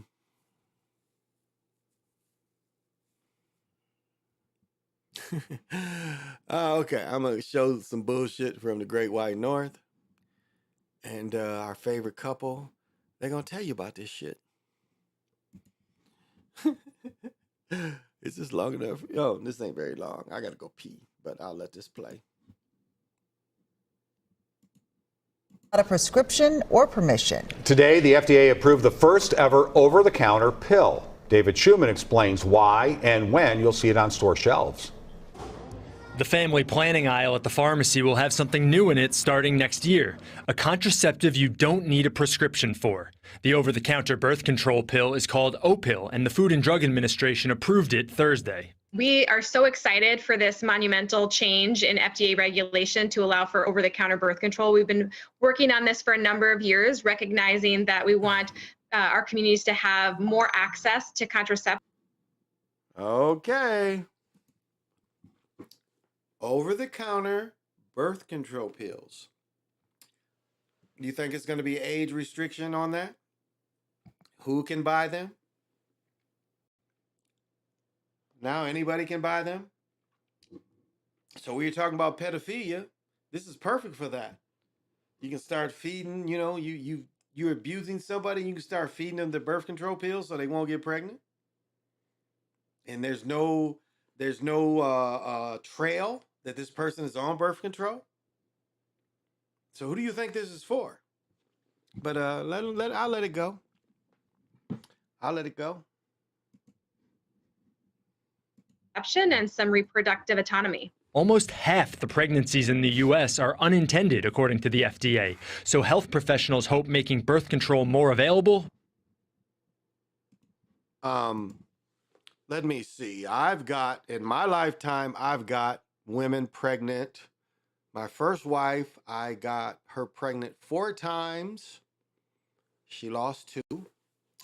The 2 girls in high school, I got 2 girls pregnant when I was in 10th grade, so that's 6, right? 6. I have 3 children by my second wife, that's 9. My middle daughter is 10. My oldest daughter is 11, and my youngest daughter is 12.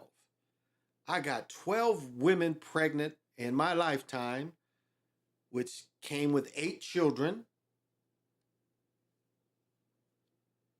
which is a great thing. And I forget where I was going with this, but now they're telling you that you don't have to have a prescription. There's no record. Doesn't seem positive. Will help. It's safe for people of all ages. It's also safe for those who may be immediate postpartum. Ooh. Be immediate postpartum for people of all ages. It's also ages. It's safe for people of all ages. Safe for people of all ages. For people of all ages. It's safe for people of all ages. Will help. It's safe for people of all ages. All ages. It's also safe for ages. It's also safe for those who may be immediate postpartum or breastfeeding. Doctors note O-pill needs to be taken at the same time every day for it to be most effective.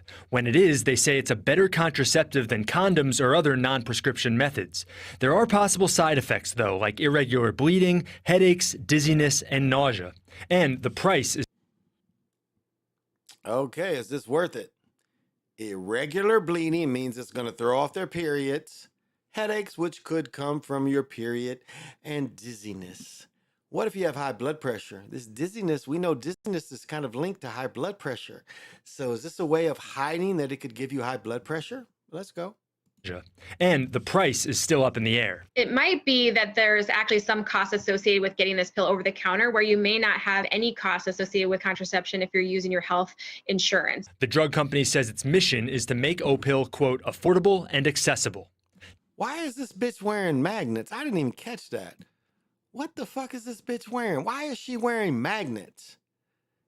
And like, did the beads fall off on this side? This bitch is wearing magnets. Did the beads fall off this side? Because it doesn't look like this side has beads. Like, why is she wearing two magnets? You're pushing contraceptives. Why are you wearing the magnets? Is this the fallopian tube or something? And what happened to your beads? Like, the beads fell off this one and you liked them so much so you wore them? Like, what the fuck are you wearing, lady? But okay. With contraception if you're using your health insurance. The drug company says its mission is to make O-pill, quote, affordable and accessible. David Schumann. Well, affordable and accessible. Yeah, okay. You see, all ages. Who do you think that's targeted to? Who do you think that's targeted to? All right. Well, let's give them, I got to pee too. I got to pee, so... this might be the story I can go pee on.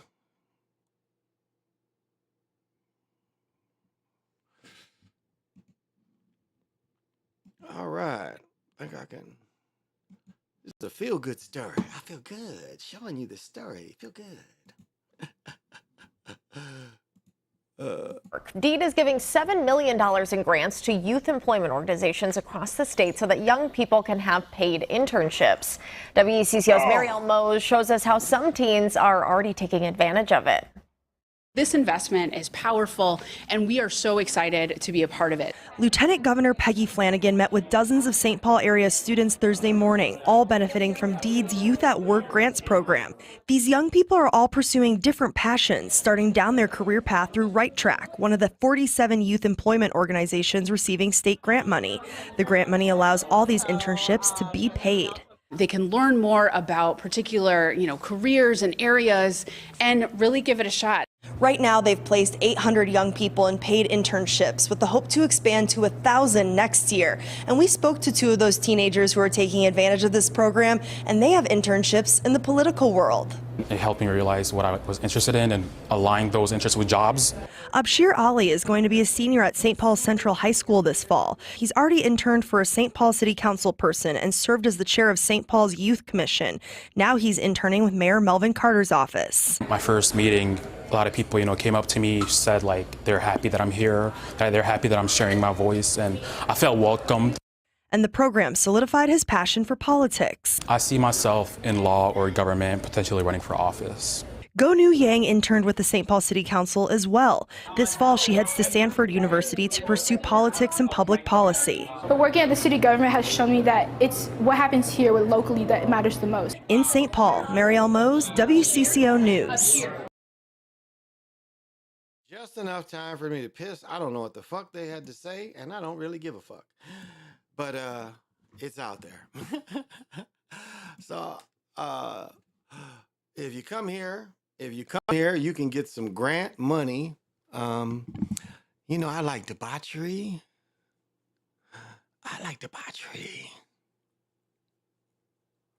Oop. Recordings. We have somebody putting their foot in their ass, so let's see. Let's see how deep they're putting their foot in their ass. Like Frank and Amanda. We love Frank and Amanda. Amanda looks. Okay, now, I always break down clothes. And again, looking at his suit, that is not tailored. This is not tailored. You see, this is not a tailored suit. Again, you got to know what to look for. This is not tailored. You can see these sleeves was already on the suit. The sleeves, when he got it, was already, they just took it up in here. You see where they just took it up? You see this? The difference between a tailored suit. And again, suits is Mason. I don't wear that shit. I wear sporting clothes. Nigga, you look at me. But let me say this. I'm wearing Negro League attire, and I'm not a Negro. I am a colored person. Now, I might be the only colored person left. Well, there were more colored people born in 1961. So I'm not a Negro. I am colored. So is that fronting? I think colored people play Negro League, though. So I think that's where I am okay. But here we go. And Frank, the tie, she picked out this motherfucking tie. Come on. Who would see this ugly motherfucker in the show, in the store and say, you know, this really looks good to wear on Tuesday with a all white shirt? This is some ugly shit, Frank. You leave this shit, man. She picked this shit out because they're married. She had to pick this ugly motherfucking tie.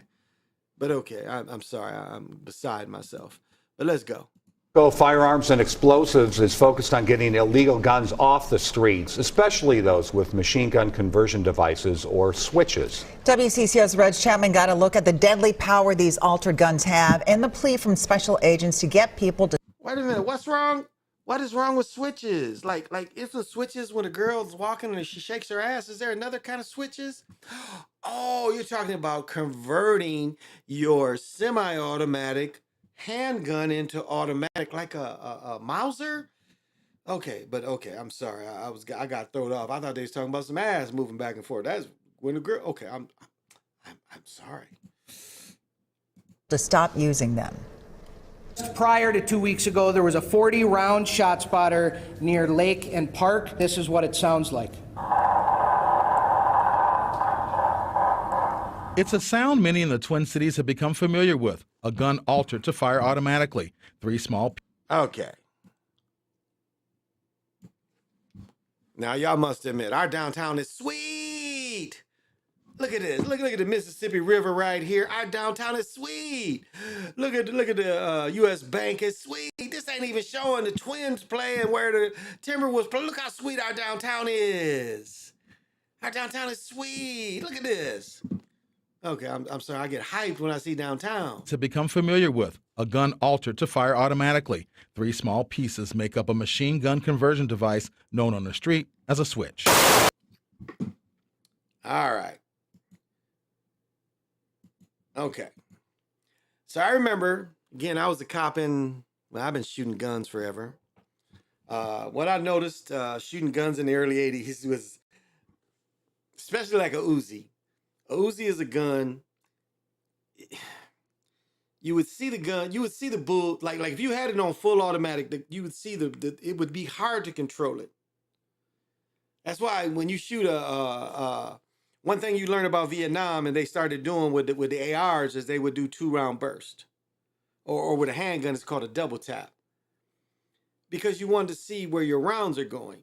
Now, when you put a switch on a gun, there's no aiming. It's just whatever's in front of you, you trying to hit. It's very inaccurate. This gun is doing motherfucking like this. It's very inaccurate. Now, can a nigga get hit with an inaccurate bullet? Of course. But you're putting a lot of lead down inaccurately. And that's why we've seen a lot of stray people get hit. You're not very accurate with your fire. So keep that in mind.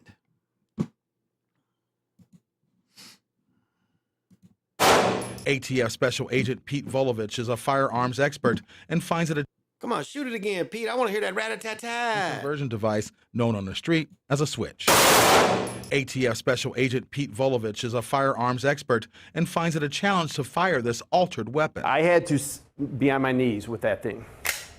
It fires very quickly, and the recoil on it, you have to manage really good because it rises super quick. Volovich says these altered guns are... That's the problem with most machine guns, is the bullets tend to rise. And a Uzi is the best example. A Uzi, you holding this little thing, and if you ain't got the brace, the bullets are going to rise. And I've been in gunfights in the streets and watched this shit where niggas is shooting over me and not necessarily shooting at me. These motherfuckers, they ain't controlling these guns. These guns are shooting all high. So, not to say niggas can't get hit with this shit, but Unpredictable It was a malfunction.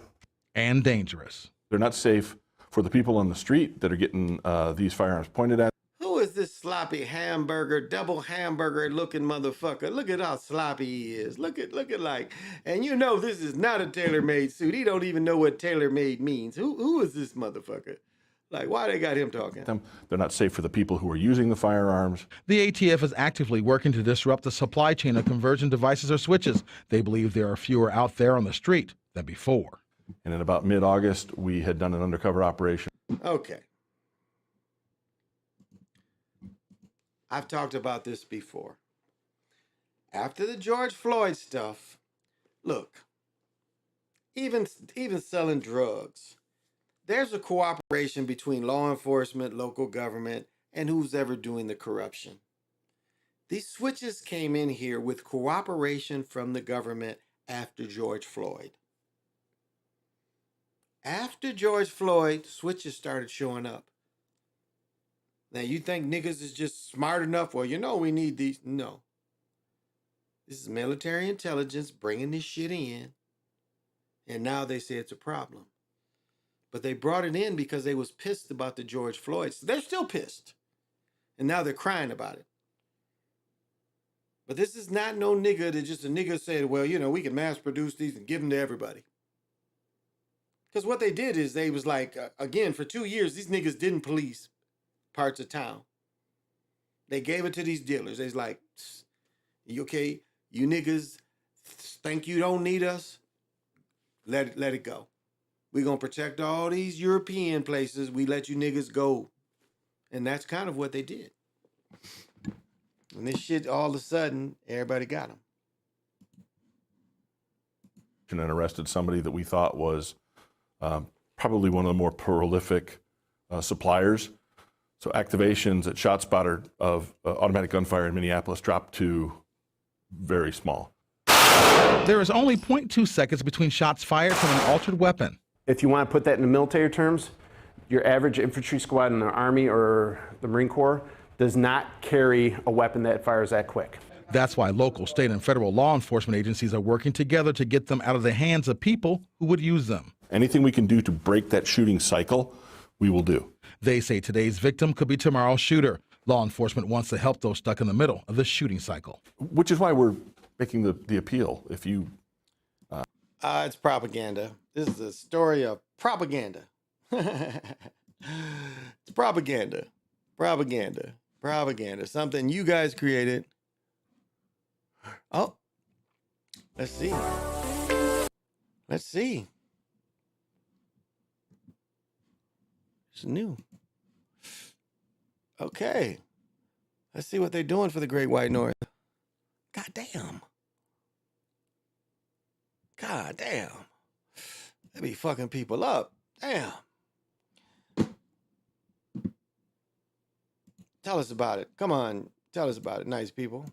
A decline in carjackings and auto thefts, with law enforcement crediting a dedicated enforcement effort. Well, now the state is rewarding the success by not only renewing it, but increasing special grants allocated to fight the problem.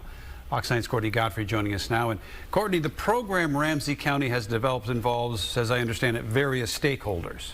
Yeah, that's right, Randy. It's the county prosecutor, the sheriff's office, community advocates, all working together to not only enforce the law and seek justice, but go to the root of the problem and try and reform the mostly teen offenders who are committing these crimes. 2 years ago, Kyle Williams was a patrol deputy. Now he leads a unit dedicated to busting up the biggest trend in juvenile crime: carjackings, and auto theft. We couldn't possibly have enough resources as far as bodies goes to effectively combat this issue. The unit, which launched in 2021, now consists of 6 full-time investigators who proactively go out and try and take down those behind the brazen crimes, working alongside the Ramsey County Attorney's Office and the African American Leadership Council to not only prosecute offenders, but offer them a chance at reform. As aggressively as we're fighting this from a law enforcement perspective, we're also flipping that side of the coin and fighting it from the other angle too. After they're arrested, Tyrone Terrell and 3 dedicated navigators establish contact with the offender's family, do multiple check-ins a week, and even visit the mostly 12 to 18-year-olds behind bars. Our sole purpose is to try and keep them from becoming long-time, lifetime criminals. All of these components made possible thanks to a state grant. With St. Paul numbers showing a drop in both auto thefts and carjackings year to date, the state taking notice, announcing that it will not only be renewing the grant money, but increasing it by 50% over the next 2 years. You know, there's still time. When you're 14, 15, you still have a chance. And so it's our right, our responsibility to give them that chance. And while not all will take the lifeline, the success stories make it worth it. It's those little victories that really provide, you know, a sense of accomplishment. Now, many other metro departments receive money through this same grant program, but I'm told none have created a special. Yeah, they gave me like $300, but it didn't go very far. You know, I was the community leader out here, and they gave me $300 to be the community leader, but I wasn't effective. But it's some fucked up It's stuff. all G. It is like, man, this is rough. It's tough all over, y'all. It's tough all over. I hate to be the bearer of bad news, but golly. There's debauchery in America. Oh, she's so cute. What happened? What happened to her? She's so cute. Case, we now know remains found in a backyard barbecue pit last July belonged to a woman who was last seen alive before Hurricane Harvey hit in 2017. ABC 13's Jessica Willie is live with the facts on this case. Jessica? Oh no. Damn, you gotta glue further and further. You see, you glue it, and you got to keep gluing it back and back and back. I don't mind the outfit. I think this is kind of stiff. I like the outfit, but the hair, no, honey, you didn't need that. And you can tell they got the same store. You know, it's this flare going. But she's richer than her, but her flare's a little okay. I like her makeup a little better than yours. Oh, that head. But okay, let's go. Let him tell it. Yeah, this is certainly not how the family of Miranda Rodriguez wanted this to end. They last spoke to her right before Hurricane Harvey hit in 2017. Since then, they have wondered endlessly what happened to her and even speculated whether she was washed away. Well, police confirmed to me that they notified the family about this identification and that the search is over. It's like a lost soul out there. Nobody found it till now. A grisly discovery in a backyard barbecue pit on Peach Creek Drive last July. It appears to be a full skeleton. Now has brought some answers. According to the Harris County Institute of Forensic Sciences, the skeletal remains found by a man hired to clean up the backyard are that of Miranda Rodriguez. It took nearly a year to make the identification. You ever seen her around here? We were with Miranda's parents as they posted flyers and searched for her in the days after Hurricane Harvey in 2017.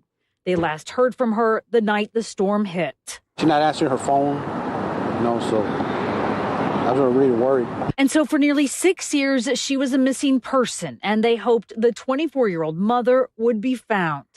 The identification comes as a shock of family members. They said she was 24.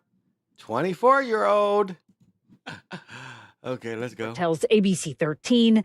The case is still under investigation, though cause and manner of death is undetermined. Police say there was no trauma to the bones that had also been burned. The man who found the remains had questions. One now remains unanswered. Hopefully they find out how it happened or who it was. Jessica Willie, ABC 13. Okay, so it was a hurricane, yet she ended up in a barbecue pit, cooked. I don't know if that, I guess, okay. I guess it could have been like the hurricane came, she was in the backyard, and she got electrocuted near the barbecue pit. That's what I would say. But I don't know, y'all. I mean, how did she get there? It is just, oh my goodness. It is just, damn. It makes you think man, I don't even want to. Well, Ramsey County experiencing a significant. They're doing what? Significant.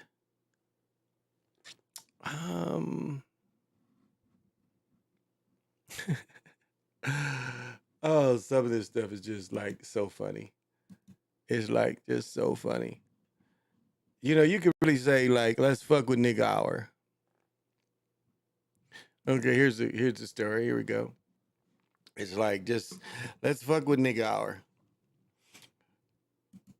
All right. Dun dun dun. Ooh, these chicks are cute. Ooh, they're kind of cute. Y'all gonna like them. It's breaking. I like seeing cute chicks doing the news. Okay, let's hear it. Tonight's breaking bond. Some questions why an 18-year-old charged. Man, now her English is diction, but she's cute. I like her better. I think she's cuter than the other girl. She's cuter. This other one, man, she talks like a valley girl. With capital murder in the slaying of an Uber driver was not behind bars. Fox 26's Randy Wallace has the latest in his ongoing exclusive series. Where's he at? He's only 18, but that hasn't stopped Charles Hudson from racking up quite a criminal history, which now includes capital murder. Capital murder, no. All in all, this guy is a very, very dangerous individual. 18-year-old Charles. Look, all you had to let him do is do his job. He's a natural soup cooler. So this guy, you took him out of where he soup cooled and you let him go. All you had to do is just keep him wherever he could soup cool. When you the elderly residence place he worked where he blew on all the people's soup, you should have kept him in that position, but you let him go, and he went crazy. Charles Hudson was on juvenile probation for aggravated robbery with a deadly weapon after he got charged with unauthorized use of a motor vehicle. 351st Criminal District Court Judge Nada Cornelio gave Hudson. What was Nana Cornelio wearing? Okay, Nana Cornelio, she must be native. Nana Cornelio, okay, she's kind of cute, though. I don't mind Nana Cornelio, what? Criminal District Court Judge Nada Cornelio gave Hudson a PR bond or get-out-of-jail-free card. I can tell you in my practice, that's very unusual. Emily DeToto has been a defense attorney for almost 30 years. If then they're arrested on a new law violation or if the state sees fit to file a motion. Well, I think the old folks home he worked in was like, look, he's a good soup cooler and we can bring him back. So, let him out and he'll be okay and let him cool soup. To revoke their probation, they're generally not granted a PR bond. How do you justify giving someone a PR get out of jail free card when they're on juvenile probation for a violent offense involving? Okay, how do you wear, you don't have a t-shirt on, dude. Where's your t-shirt? Goddamn, your pimping is lacking. You wear Crime Stopper shirt, really, dude? You got this big telephone-like thing and Crime Stopper shirt, really? Where do you even go get, where would you go get a Crime Stopper shirt?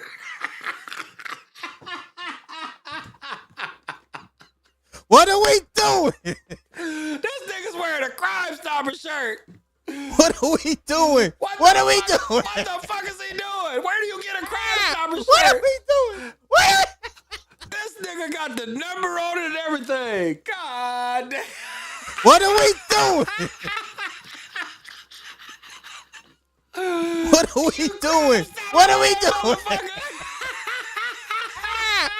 we doing? Where the fuck did you get this from? This nigga bought this shit from motherfucking Goodwill. What are we doing? He bought the Crime Stopper shirt from Goodwill. What are we doing? What are we doing?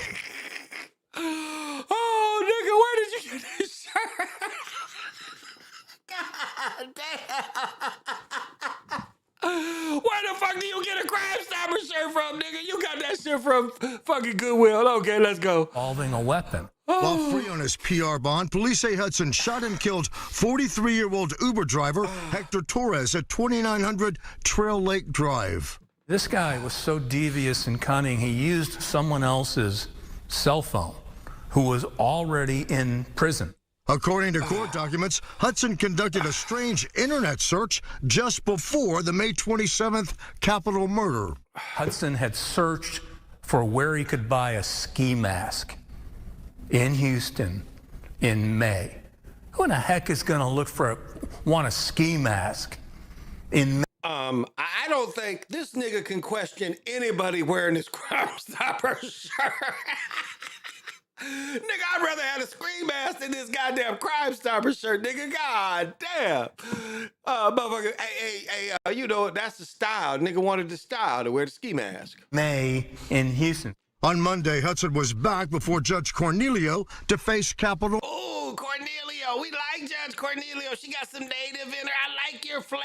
I like your flair, Cornelio. You are stiff. Ooh. Murder charges. It's very early on. We're going to investigate everything. We're going to go through everything thoroughly. And everything. He's about to do everything. But no, let's look at Judge Cornelia again. Ooh, I'm a try to be her Facebook friend. I'm a Facebook friend, Judge Cornelia. I was like, Judge Cornelia, I'm your fan. I'm following you, Judge. I like your earrings. I think they stiff. I am going to highlight. I'm going to be in Judge Cornelia's DM saying, hey, Judge Cornelia, I like your style. I think you stiff. But let's go. Murder charges. it's very early on. We're going to investigate everything. We're going to go through everything thoroughly and absolutely. Okay, everything is everything. He wants to do everything, and we're going to see everything, and we're going to see if he can go back to his soup cooler position, but everything is everything. At this point, he maintains his innocence. So yeah, he's innocent, and he says he's innocent. He says, look, I'm a soup cooler. I was soup cooling at the time of the murder, and so it wasn't me. I'm obviously hopeful that that's the case. If not, Cornelio's decision to give Hudson a PR bond. Cornelio, you gave him a PR bond, baby. You like saw some potential in him, didn't you, baby? You like, look, the dude is just a soup cooler. He only make $1.25 cooling soups. You know, he only gets paid the amount of soups he cools. So, you know, he might not get very much. Say they don't have soup at all. You know, he would have a day off. Like, say they not having soup, they having steak. This soup cooler has no job, so you got to feel sorry for the soup cooler.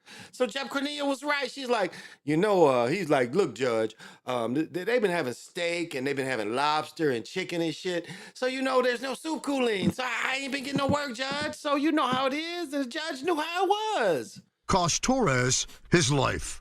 Hector Torres, the Uber driver who was just trying to make a living, should be alive today. Judge Cornelio could have denied Hudson bond since he's charged with capital murder. Instead, she set his bond at $750,000. Okay, and 10% of that is around, well, I don't know, but was it 70 or 7,000? So I don't think that nigga could come up with it. He's still in, but obviously he did because they upset he ain't in jail. Randy Wallace, Fox. So is he in jail or did she just give the nigga bond? Because getting bond don't mean you out of jail. But I'm sorry, y'all. I get so carried away. You know, I don't need to be rude. But sometimes I just have to be rude. Oh, I don't give a fuck about that.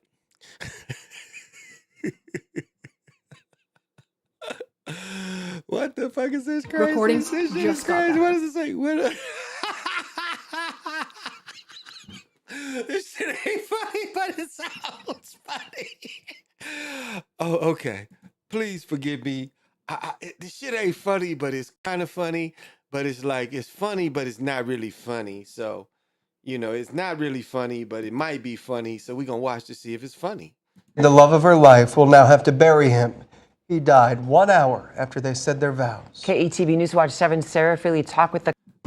Okay. See, that sounds like he came and went at the same time. I call that reproduction. You know, if I come and, you know, like I come and I die, I'm happy. You know what I'm saying? Like, I want to die that way. You know, I want to die on top of my woman, you know, and like, what's the last thing he did? Well, he came and he died. And now, if you put people in a line, it'd be a line to get hit by the bus or a line for people to stand in line to die while they come. The line would be around the world. That's a Richard Pryor joke. I'll admit that. But it's still a fact. So how many niggas want to get hit by a bus and how many niggas want to die while they come? I think it'd be unanimous like niggas like, fuck that bus line. I don't want to get hit by a bus, Mack truck.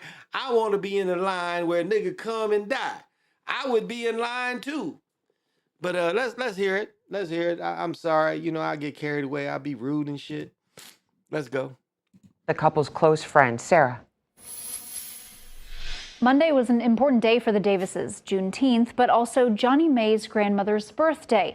Friends say the couple was looking. Okay, I have to bite on Super Sly's work. You know, he's really like hungry for it.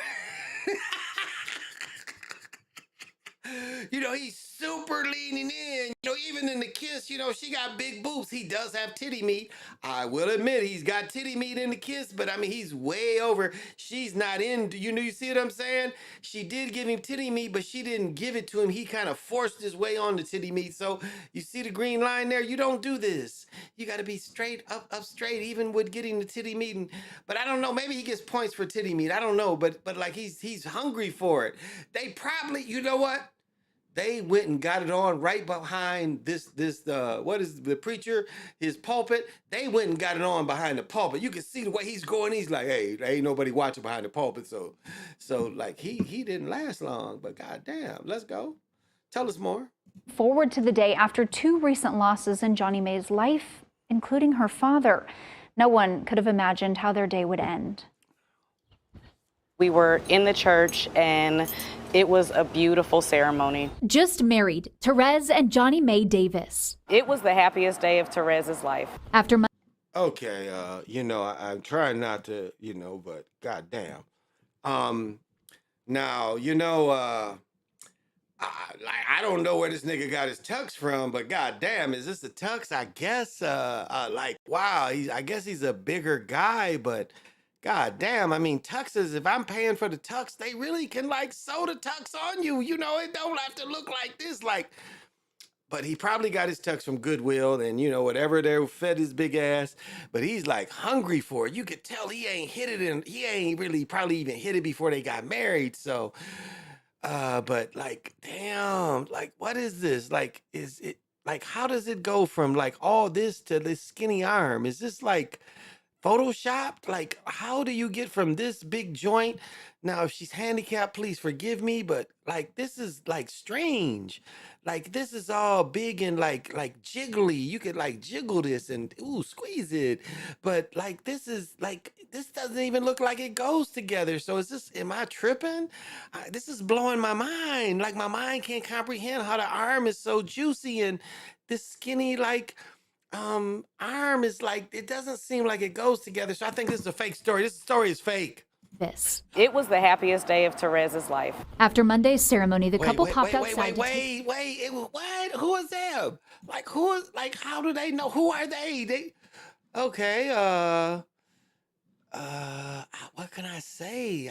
I don't know. Like, why did they put these three chicks on TV? Like, who are they? Widowed and married in a 10-minute span. Widowed and married. So he only lasted 10 minutes. Probably only lasted 5 minutes, and then she called him to try to help him. But like really, y'all knew y'all was gonna be on TV. She didn't get to say shit. They cut her shit out. But like yellow glasses, really? This is what you could think of is wear the 3D glasses to the interview, and she ain't even looking at the camera. She's scared of the camera. Like, let her talk. Who is these bitches? I want to know. It's the happiest day of Therese's life. After Monday's ceremony, the couple popped outside. I think I can agree. This nigga, like, look at this shit. This nigga's, I'm telling you, they got it on, but right behind the pulpit. He's like, hey, baby, I'm married to you. Let's go. Because, you know, she looked like the manipulator, like, you can't hit it until we get married and shit. You know that's what's happening. Like, look, he's really super, like, you got to give it to me now, baby. He's straight Rick James. Give it to me, baby. I'll make you holler till you have enough. You know, this is some he's straight Rick James. And Super Sly, I'm going to say that when you get married like this and you about to get your first time ever, you got every right to break the green line. I say he got titty meat. I say go for it. And, you know, he went for it. And, you know, like a flat tire, it was like he came and went at the same time. But I would be in line right behind him. Married, Therese and Johnny. I would be right behind and him. a widow within. Whoa. Again. Johnny Mae Davis would be a bride. A woman who just married the love of her.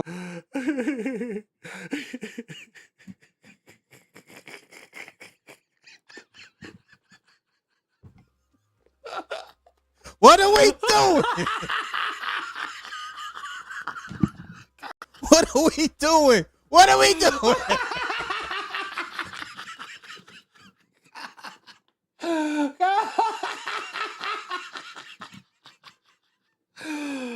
Oh, some niggas just don't have any fantasies. Some niggas just don't have any fantasies, and they have no fantasy. And this was this nigga's fantasy the last 10 minutes, and this was it. God damn.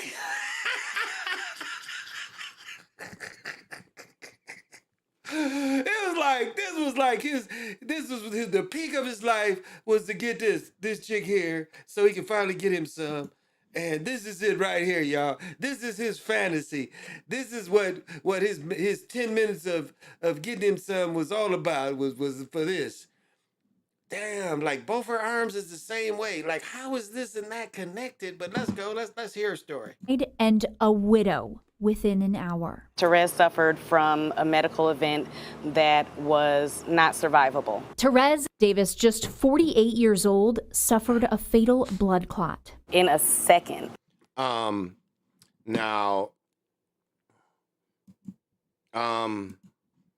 like, you can be on a woman and like you can really just, because there's a couple times where, you know, I was on the verge and it was like I had to roll off after everything, and I'm like, ooh, that was close. Like, it was like, that happens. You know, where you feel that head pressure, like you like, you know, when you get that hump in your back and shit, you know, and you like get all that head pressure and you like, you know, I'm still going for it, but maybe I should stop, but you like want to go for it, but maybe you should stop. And it's like, man, I can see where it's like, hey, I'm about to get there. And it's like, boom. And you know, your head blow up and shit and you fall over and she's like, what happened, baby? You're like, what happened? And you like, hey, that can happen. But like when it happened to me, I was like, damn, baby, that was kind of rough. I'm gonna like sit here about 5 minutes and then I'm gonna touch you in about 6 minutes after that. So that can happen. I can understand. It was like, boom, it happened right. I was like almost not happening to me, but it might have happened to him. So I told you, right behind the pulpit, you know, it's like, ooh, she knew it too. She's like, just think, where is she at? Where is she at? Let's look at her again. She knew he couldn't last. So do we blame her? Like, she shouldn't have gave him none. She's like, baby, I don't think you could take it. This is like, it's a lot in here, baby. And I don't know if you could just take it, baby. It's like, this might be kind of rough. You know, this might like blow your head off. This is some good. So can you handle it, baby? And he's like, hey, baby, I can handle it. I've been waiting, you know, for however they was together. He was waiting for it, but he couldn't. What did she say again? What was it? It happened again. Suffered a fatal blood clot. In a second. It happened within a second. The couple. Now, the longest cum I've ever did was about probably 5 minutes, but there's some cums, and I'm pointing to you niggas out there. A lot of you niggas, when you come, it be a second. You know it. Don't front on me. A lot of you niggas, I'm pointing to all you niggas, you know you be some second coming niggas. It'd be like, boom, and it'd be like, what was that, baby? Yeah. So y'all know y'all some second coming niggas. So, you know, like I said, my average is like it is almost like they call me Noah's Ark and shit. That's what my girl called me. She said I was like Noah's Ark because it was a flood in this motherfucker. You understand? But some of y'all be like 1 second comers and be like, boom, and it's like, hey, you know, you think you went up to Mount Rushmore and the girl's looking at you like, God damn, you just started. What happened? That's what happened to him. So it's like, boom, it just in a second. God damn. But you know what? In his casket, he's going to be smiling. Because he came and went at the same time. He's going to be in the casket like, Look, the noise he made. He going to be dead, but he going to be sitting in the casket going, because he came and went at the same time. He gonna be smiling. He be like, yeah, that nigga got him something before he died. Hey, you know, so people ain't gonna be mad when you go by his casket. He's sitting there, you know, because, hey, that's the best way to go. That's the way I want to go. Right on top of my woman. Couple's children, their parents, family, and their friends all in children, attendance. so he got some Now before. trying to help Johnny May cope with losing the Yeah, he doesn't look very healthy, and he's wearing a wig, but let's go. love of her life. Johnny May has suffered through so much, and she's just such a loving person. Davis is a director at Eco Supportive Living, organizing events and helping the elderly and those with disabilities live a normal life. I just really want the community and all of us to just support her in the same way that she does on a daily basis. What did she say this bitch did? What? What the fuck is she on there for? What? Come on. What the fuck did she do? Okay, I'm sorry. I was wondering why she was there. She didn't seem like she belonged. Person. Davis is a director at Eco Supportive Living, organizing events and helping the elderly and those with disabilities. Hey, if she do all that, why did she call me? I need. Man, I'm about to be mad. I need events organized. Why ain't she never called me? I'm all that. I am disadvantaged. Look, I only make. Let me see. What was the latest total of my yearly make? I make 400.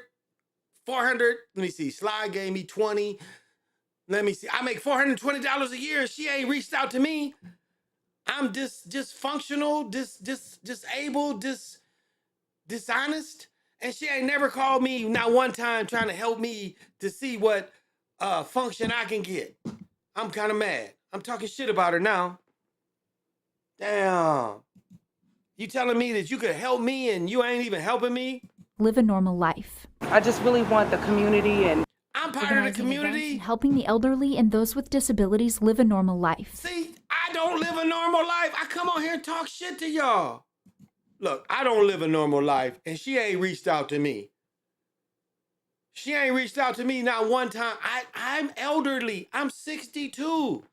I'm disabled, dysfunctional, dishonest, disingenuous. All this, I got all this, and not one time. And what kind of shirt she got on? Let's look at her shirt. Damn. Look at this shirt. What does this say? Eco Support Living.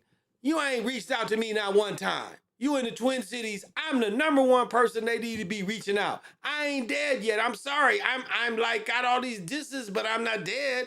You know, I was able to be with my lady and not, die. So why ain't you reaching out to me? And then again, like, why are you even on this story? But let's go. I just really want the community and all of us to just support. She wants support. And all of us to just support her. But she is kind of cute. I must admit, she is kind of cute. I kind of like her style, so that's why I'm kind of showing her. She's got, look kind of thick. Oh, she's kind of thick too. She's got an ugly shirt on. She got her shirt from the same where that dude got his shirt. But look how all of them dressed, and look at these ugly ass shoes she got on. She's not bad, but I mean, like where did these shoes look like they from Payless? Do Payless still make shoes? Because you was somewhere and looked at these ugly shoes and like, these are going to be some good sandals. I don't mind the outfit. The outfit's kind of stiff, but the shoes got to go in. I just don't know. But I'm sorry, let's go. You're at Eco Supportive Living, organizing events and helping the elderly and those with disabilities. She lying. They ain't helped me. Look, I need somebody to come in here and help me, just help me. Every morning, my woman has to help me get out of bed. You know what I mean? She has to help me get out of bed. I'm laying in bed, and she's like, nigga, get out of bed. That's helping me get out of bed. If my woman wasn't there, I'd just be laying in bed. Like, she got used to me. I'm laying there, and she's like, nigga, you got to get up. That she helps me get out of bed. If she didn't say shit to me, I probably wouldn't even get up. And so she doesn't even work for this organization, and yet she's helping the elderly. This chick's talking about she's helping the elderly, ain't even reached out to me. I'm on every goddamn night. It's easy to find Big Pontiac. It's easy to find my real name, and that I am the elderly that needs events. I need to stage events. She says she helps events for elderly. but she hasn't reached out to Big Pontiac, and she's gonna be hearing from me. But I think she's cute, so that's why I'll keep showing her. Live a normal life. She got that like salt and pepper. You know that salt and pepper's here. Do do do do do. She wants to push it good. Do do do do do do do do do do do. No, no, don't you think like get up on this? Don't you think she want to break down with the salt and pepper? Get up on this. Okay. I just really want the community and all of us to just support her in the same way that she does on a daily basis. Her friends say she goes above and beyond daily as a caretaker. Oh goddamn. I don't know what can I do here. This is really odd. I'm sorry, but I don't mean to be out of line. Mean to be rude. Mean to be rude. Mean to be rude. I think like I don't know. It's like let's go. For others. Now they're hoping the community can take care of. I can't get over it. Like, how does this skinny arm belong to all that? Like what would cause all this in the skinny arm? But I like he got titty meat here. He got titty meat. Let's go. Of her. She's been widowed and married in a 10-minute span. She's going to need lawn services. She's going to need snow.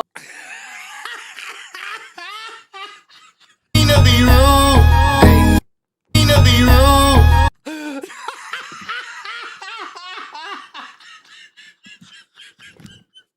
This bitch said she gonna do something to cut her goddamn grass. Of all the shit she need, she needs some motherfucker cut her grass. Of all the shit she needs somebody to cut her grass. Mean to be rude. Mean to be rude.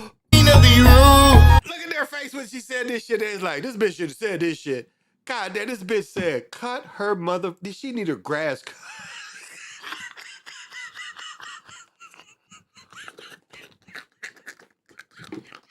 This bitch need her grass cut. Of all the problems she got, her number one problem is, hey, she need a grass cut. Not emotional responsibility, but hey, she still need a grass cut. That big nigga was cutting the grass. Oh, come on, tell us again. What does she need? What does she need? In a 10-minute span, she's going to need lawn service. She's going to need lawn services. She's going to need lawn services. She's going to need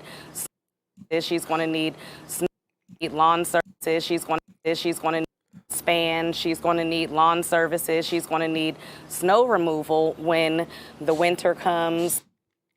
Yeah, because that big nigga's there not to shovel her lot. So she needs snow removal and she needs lawn service. Okay, that leaves me out. I was gonna go help her out, but I'm not cutting your goddamn grass. Let's go. Through a GoFundMe, a meal train, and a donation collection at Eco Supportive.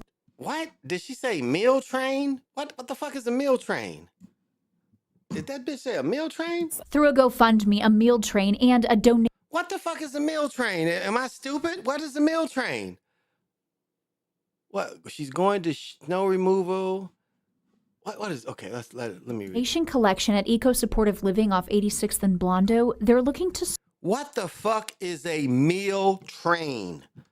I don't know. What is a meal train? What the fuck is a meal train? Let me see if I can find what a meal train is. Maybe I need a meal train. Meal fucking train. I don't even know what a meal train is. I might need it. What? What is a meal train? Okay, let's look that shit up. Let's look this shit up. I'm sorry. I need to know what a meal train is. I might need a meal train. What the fuck is a meal train? I think I need it. I don't even know what it is, but I need it. Meal train. What is a meal train?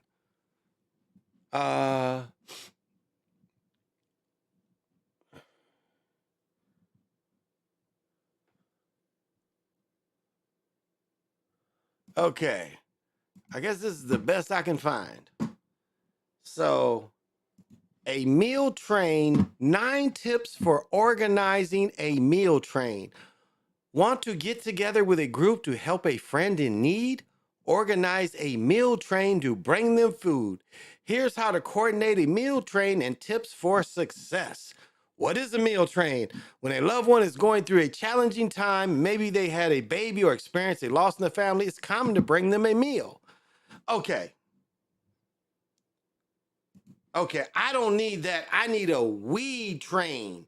So you niggas need to send me a weed train. I got my own food, but I do need weed train. So send me a weed train. That's what you can send me. Send me a motherfucking weed train. But okay, let's get more of this meal train because I might need it. I might need it too. But let's listen more of it. Meal trains are a way multiple people to coordinate the meal sharing. Setting up a meal train ensures that your loved one is fed and helped out during their difficult time. 2, how to set it up. Generally, one person coordinates a family to start a meal train. Chat with your group to decide who's available to share food.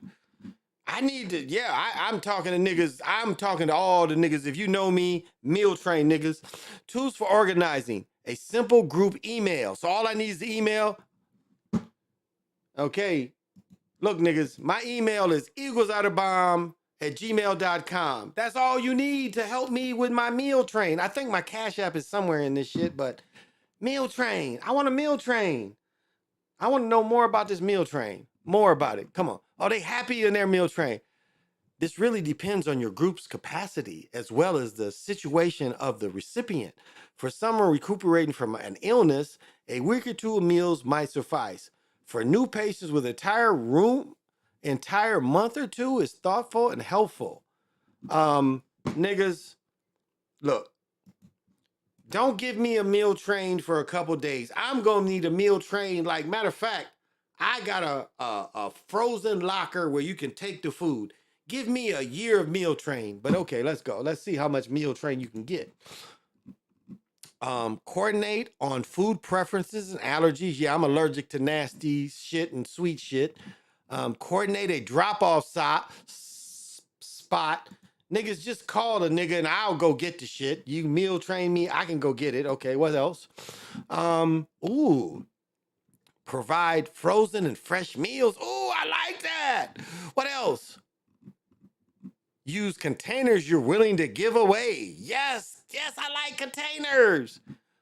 Think outside the casserole dish. I like that. What's final? Ooh, bonus gift. Niggas. My Cash App is in here and you can bonus points for bonus gifts. You can meal train me. PJ is my main man. PJ knows I need a meal train. So coordinate with PJ. The drop-off point, PJ lives in Ohio, but send the lobsters here and send the crab legs here, not to Ohio, send them here. So PJ, we coordinate with PJ, get with PJ, and PJ will start the meal train for me. Thank you very much for meal train. I didn't know they would give me a meal train. Thank you very much. Okay, where is she was widowed and the same day. I'm so sorry. It's so sad. I know you want a continuation of her. Sorry, sad, but damn. Surround their friend with love. We really want her to just rest, and we want to be able to take care of her and let her relax and nurture. And you know, she likes salt and pepper music. That's why she's looking like salt and pepper. But she is thick. But let's go. Nurture her children and herself. They hope this serves as a reminder to take your health seriously and Wait a minute. This is the same nigga. This look like his son or something. This is the same beefy nigga. This is a picture from him like 30 years ago. This is not the nigga we saw get married. This is some other nigga, but okay. advocate for care if something feels off. Every second, minute. Oh, they let her talk. They let her talk. Who is she? They finally let her talk. Take life seriously, you know. Try to keep your health together so you can have more happy times and your life won't get cut short like this. I think like they didn't let her talk but a few minutes and she's like deep and profound. Let's let her talk some more. She's deep and profound. Say it again, honey. What did you say? Advocate for care if something feels off. Every second, minute, take life. Okay. I'm sorry. She's kind of cute too. So she's a Tanya Ross is a nurse and a friend of Johnny May. Now I think Johnny May is the wife. So like if she was a nurse, she wasn't telling that nigga don't eat that cookie, don't drink that soda. What was up? She wasn't telling him that. Take life seriously. Like don't wear a wig just because you got married. You know, try to keep your health together so you can. So okay, this is how he died. But when is this picture right here from? Like this is 20 years ago. This is a picture of him 20 years ago. Because you see his hair is the hair. So I'm not understanding why they showed this picture of him. You know, try to keep your health together so you can have more happy times and your life won't get cut short like this. Right now on KETV.com, there's a fund for Johnny May and her family's 6 children, as well as a God damn, 6 children. link to the meal train and several other options to help the family. Okay, yeah, that's rough. I have fun, and they're fun, and I'm sorry the brother died. 6 children, that's rough. Damn. This is another story that The largest babies was born recently at. goddamn. Like this is rough right here. This is like you need to know this story right here because this nigga is like came out a nigga. You know what I'm saying? Like some people like John Henry. You know when John Henry was born, he came out a natural born man, and like me, I was never, you know, like what he was called. What was he called? What was it called in Snowfall? Boy man, man boy. You know, when I was a boy, I was still a man. You know, this is this kind of shit. Was born recently at Williamson Medical Center. Wow. Okay, meet baby Leo, everyone. He weighs more than 13 pounds. And today, WSMV's Lydia Fielder. Don't this nigga look like he could like play in the NFL tomorrow? Look at this. They would have to give, you know, he could play in the NFL tomorrow. Look how big this nigga is. He could play in the NFL tomorrow. Let's go. Wow. Okay, meet baby Leo, everyone. He weighs more than 13 pounds. And today, WSMV's Lydia Fielder spoke with his mom. This was a shock for sure. A full head of hair and a full body of... This nigga came out a 3-year-old. He came out a 3-year-old. rolls. Our first was 9-15, so we anticipated a bigger baby, but nothing like this. I don't know the dad. Look at the dad looking at it. He's like, I don't know if that's my baby or not. This big motherfucker come up. You birthed a 3-year-old shit. Look how he looking at her. He's like, oh, you birthed this big 3-year-old and shit. I don't know if that's my baby or not. Look at her. He's looking at her. Okay, let's go. Meet Leo Everett Taylor. He looks like he needs a job. This little nigga needs a job. This nigga was born, he needs a job already. 13 pounds, you gotta have a job. Born June 28th at Williamson Medical. Oh, he's almost born the same day as me. Oh, okay, let's go. Franklin, weighing in at 30. You see, this is fake. This nigga looks like, okay, I'm being like a baby for a few minutes. Look at him look. Look at him look up. Watch him look up. This nigga's about 4 years old. Williamson Medical Center in Franklin. Weighing. See right there, he looks up and like, oh, I still act like a baby, but I'm like 4 or 5 years old. Okay. See, he looking like, hey, newborn don't be looking like that. This nigga like looking, he aware. He about to jump on everybody. This is Baby Finster. I know y'all know who Baby Finster was and shit. The Bugs Bunny. This is Baby Finster. Weighing in at 13.2 pounds. God damn. I'm used to it, but that nigga way more than me. Because he wants to be held all the time, so working on those muscles right now. The average birth weight of a baby boy is 7.4 pounds. That means Leo is almost 80% bigger. He does eat around the clock. It's kind of hard to keep up for sure. Perhaps even more surprising, Leo was a week early. His mom, Katie, 39 weeks pregnant when she delivered her second boy. So my first, I labored for 27 hours and it ended in a C-section. And so this one was a planned C-section. What his parents didn't plan for was how large their... His head is almost big as he looks about 3 or 4 years old. There's not big much difference. This nigga look like he could sit next to him and arm wrestle. Look, he almost look at their heads. Their heads almost the same size. He's like, yeah, this is my little 2-year-old little brother and shit. This nigga look like he could tackle his brother already. Their little Leo would be. We had to have my mother-in-law come over and grab some clothes from our house, bring it up here to the hospital. Yeah, they had to go and get the 5-year-old clothes. It's like, yeah, we need some clothes for 5-year-old. And day-old baby already too big for newborn clothes. So he went straight into size 2 diapers. And I think we left the hospital in a 3 to 6. Where the fuck are they now? The nurses say based on past experience with big babies, they were amazed that all his sugar levels were normal. The Murfreesboro mama saying she didn't do anything different this time around. And the only thing I ate was my toddler scraps the entire pregnancy. Katie soaking in all the baby cheeks and chunks while she can. Yeah, that nigga needs a job already. You know, I would like have a blood test. If my woman, one of my women would have had a 13-pound, looking at that nigga's baby finster, I wouldn't have believed her. I'd like, no, nigga, we don't have no babies that big. No babies that big in my family ever. I was only like, probably like, I don't even know, but I wasn't 13 pounds like a whole nother nigga, you know? That is like ridiculous. A whole nother nigga. I don't know. Like, how do we do that? Like, how do we have a big nigga like that? I just don't know, y'all. I don't think, you know, I wouldn't believe my wife. I'd be like, hey, where's the baby at? That ain't no baby. That's like a 3-year-old.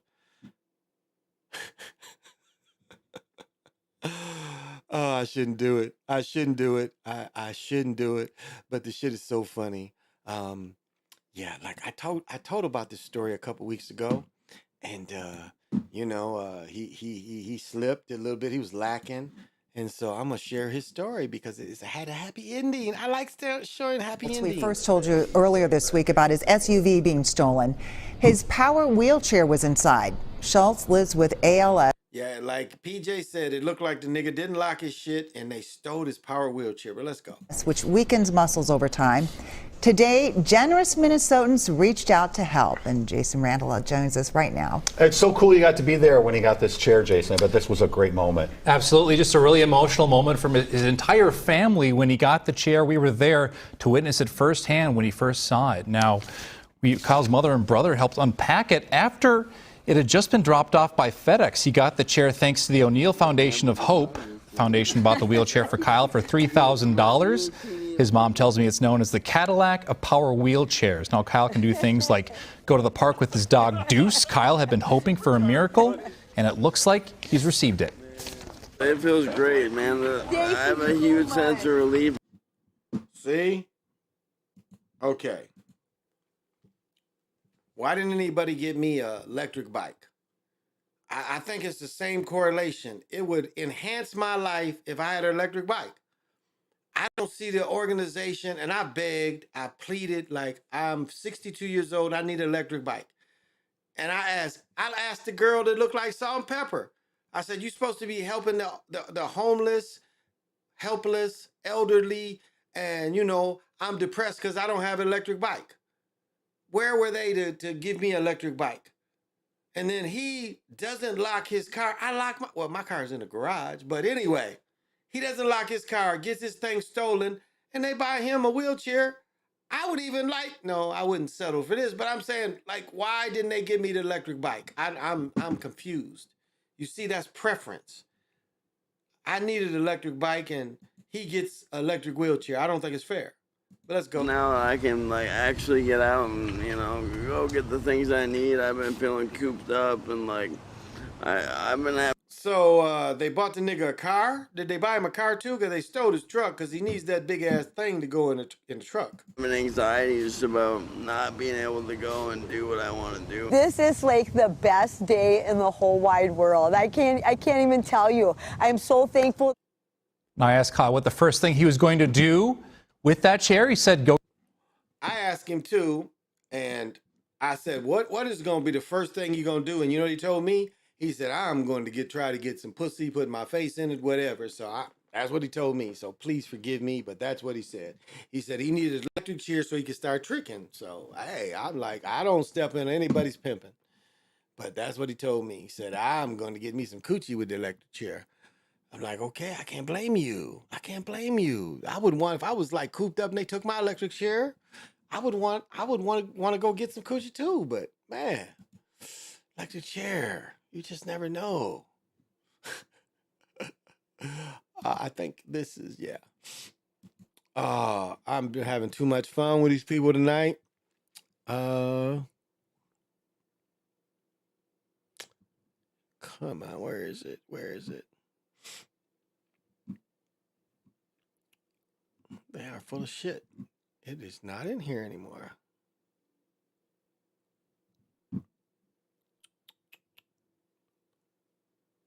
That's not it. It's not here. Well.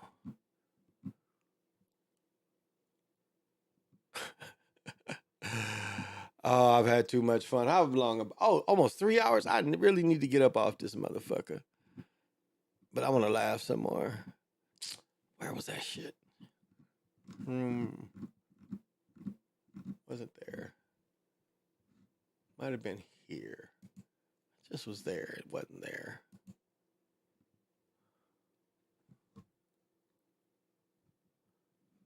Ooh.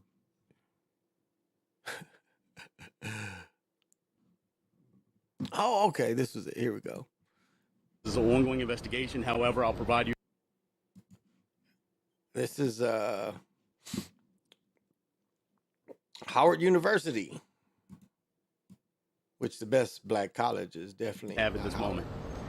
At approximately 6 a.m., members of the Metropolitan Police Department responded to this intersection for the report of a shooting.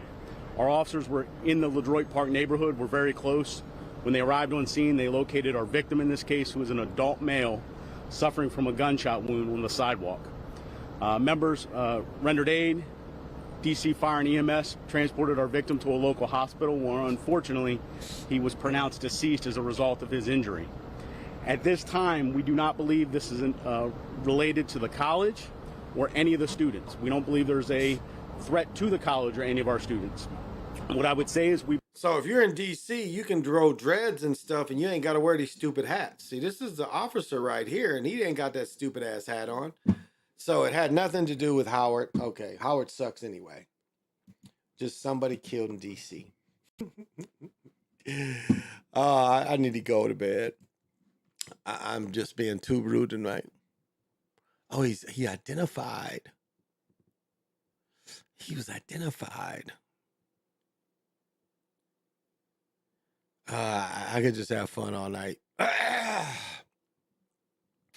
damn. What? I'm Chris Hansen. Right now on Crime. Wow. Oh, this is some bullshit. Okay, I don't want to hear this shit. God damn. Wow. Golly. Yeah, I'm not fucking with them. God damn, that's some crazy shit there. That is some crazy ass shit. I don't even want to fuck with that.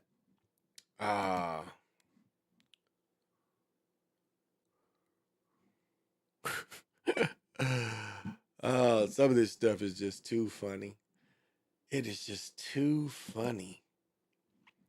I just have fun laughing at motherfuckers because it's fun.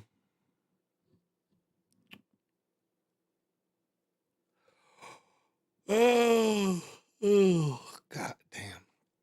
Well, I think I'm gonna go to bed. Thank you for laughing with me. You know, I don't mean anything bad to anybody, but the shit is just funny.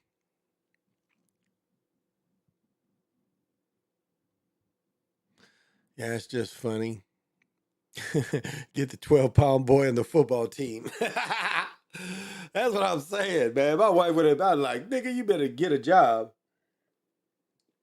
Yeah, she's like, well, you know, he eats constantly. Damn, you know, he's a 3-year-old, so 3-year-olds like to eat. Yeah, so You know, no disrespect to anybody. You know, I'm just having fun. It's all just fun. It's all just comedy. I am a bit of a comedian. Even though I would never go on stage, this is my stage. So I find things that are kind of funny. And, you know, again, we can laugh at other person's tragedies because sometimes their tragedies present themselves as kind of humorous. So, you know, we wish everything in the family. You know, I hope the family gets the meal train. She needs a meal train. I didn't know anything. I'm teaching you guys about things by my humor.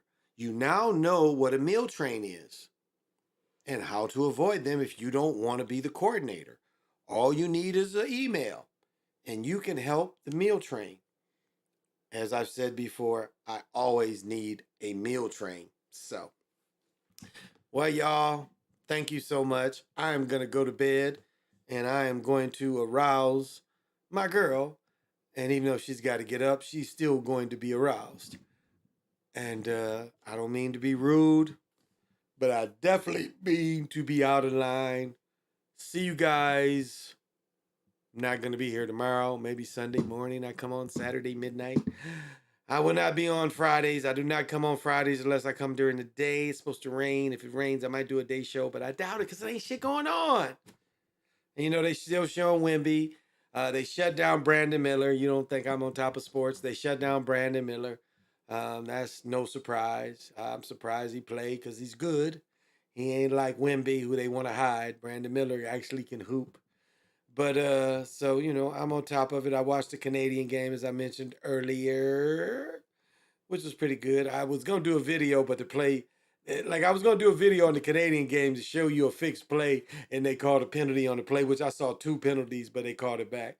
But it was still a TV, you know, it was a TV where they let the dude score. But it was 2 people that held, and they did call the penalty, so I didn't release that one. So as always, I don't mean to be rude, but I do mean to be out of line. And as Gunner says, My word, can't be my equal, I don't know what you heard. You can't be my equal. I don't know. What Gunner? Let's hear Gunner say it again. My word, can't be my equal, I don't know what you heard. You can't be my equal. Not the Gipper and motherfucker. Not the Gipper up in Pennsylvania. Not Costa Rica. Not the Gip in Costa Rica. None of y'all are. My word, can't be my equal, I don't know what you heard. None of y'all are my equal. I don't know what you heard. Thank you, Gunner. Thank y'all. I've had fun. Till we meet again, definitely say less.